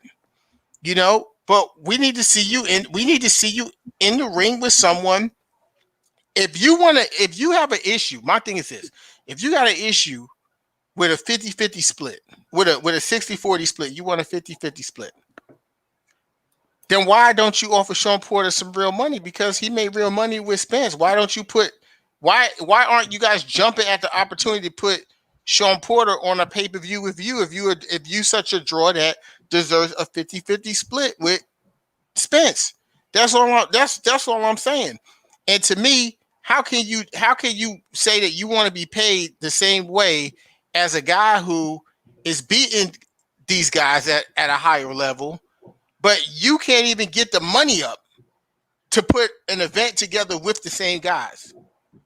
I mean, it doesn't make sense. And at some point, people gotta take their blinders off. And as they say, either instead of just running around and saying Spence fans or Spence fans or Spence supporters or fanboys or they're biased or this, it's like, well, if you're an actual boxing fan, you step out the situation, you take a look at it. it's clear to see that one side is doing a little bit more than the other, a lot more than the other. One side's making bigger fights.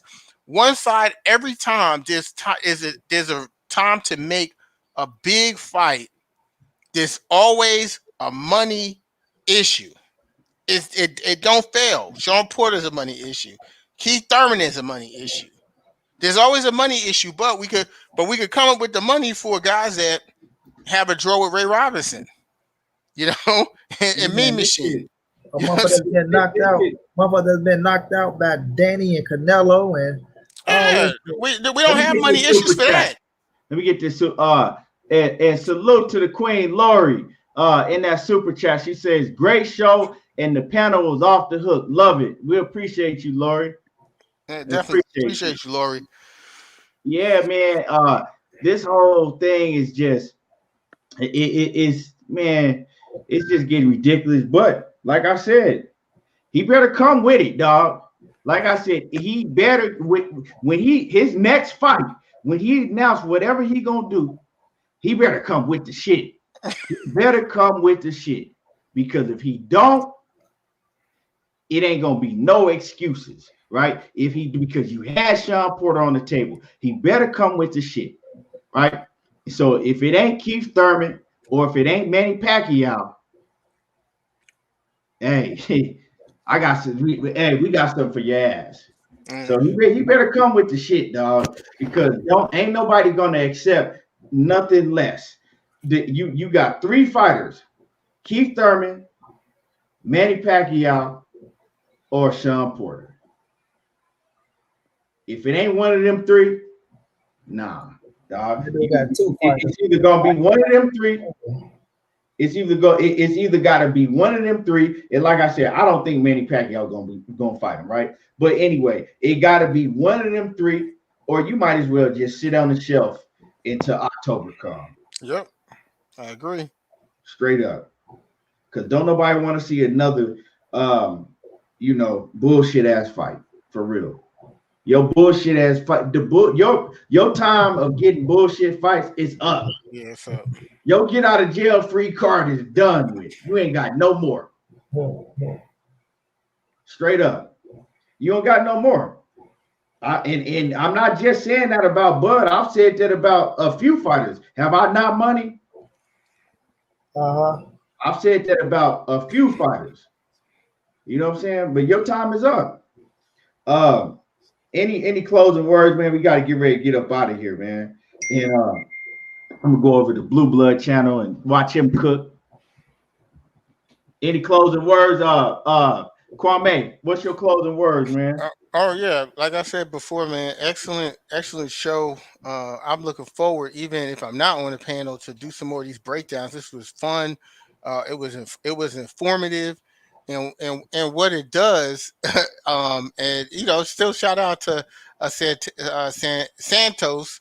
But what it does is it eliminates narratives. It eliminates it, and it makes it, when you come on this show, you got to come with facts over emotions, and I loved it, man. So salute to the chat, salute to the panel, salute to everything boxing. Always talking that boxing, man, and I appreciate y'all for having me on.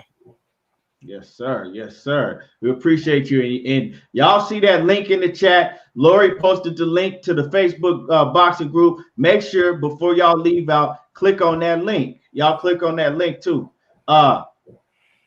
And like I said, Kwame, we probably gonna set it up to where we do it over on Money Show next weekend.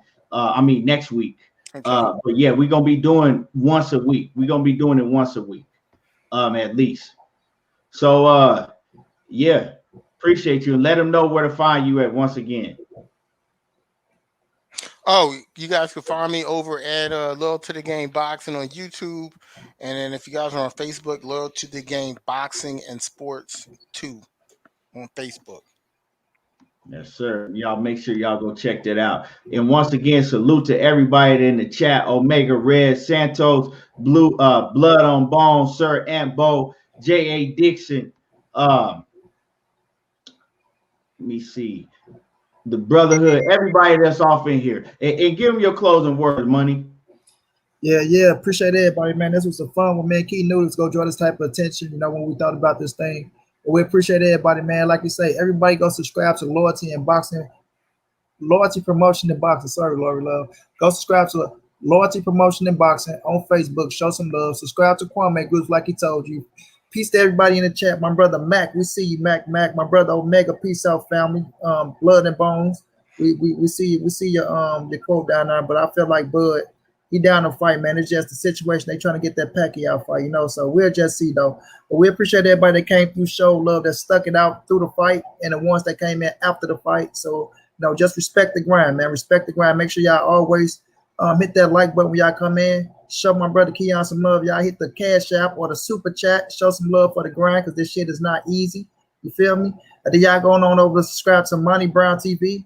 Follow me on Instagram at Monnie_the writer. We stream all of the fights every Saturday night, or if it's fights on Friday, we streaming every fight from the smallest fight to the biggest fight. You feel me? If you don't got nowhere to see it, come join the Instagram and you will have a spot. But other than that, man, y'all join me tonight. I got a show tonight at 8 p.m. Central Time. You know what I mean? It's all love to everybody. Y'all know what it is, man. Big dog status. Appreciate y'all.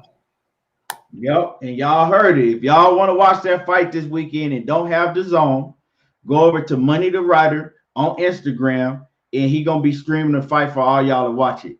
So that's another, you know, something else that he's doing for y'all. And once again, we appreciate everybody that stuck around, everybody that came through and showed support. And y'all already know, there you go talking that boxing again. And I'm Legacies in no department. Speed, power, chance, heart, nuts. Alright.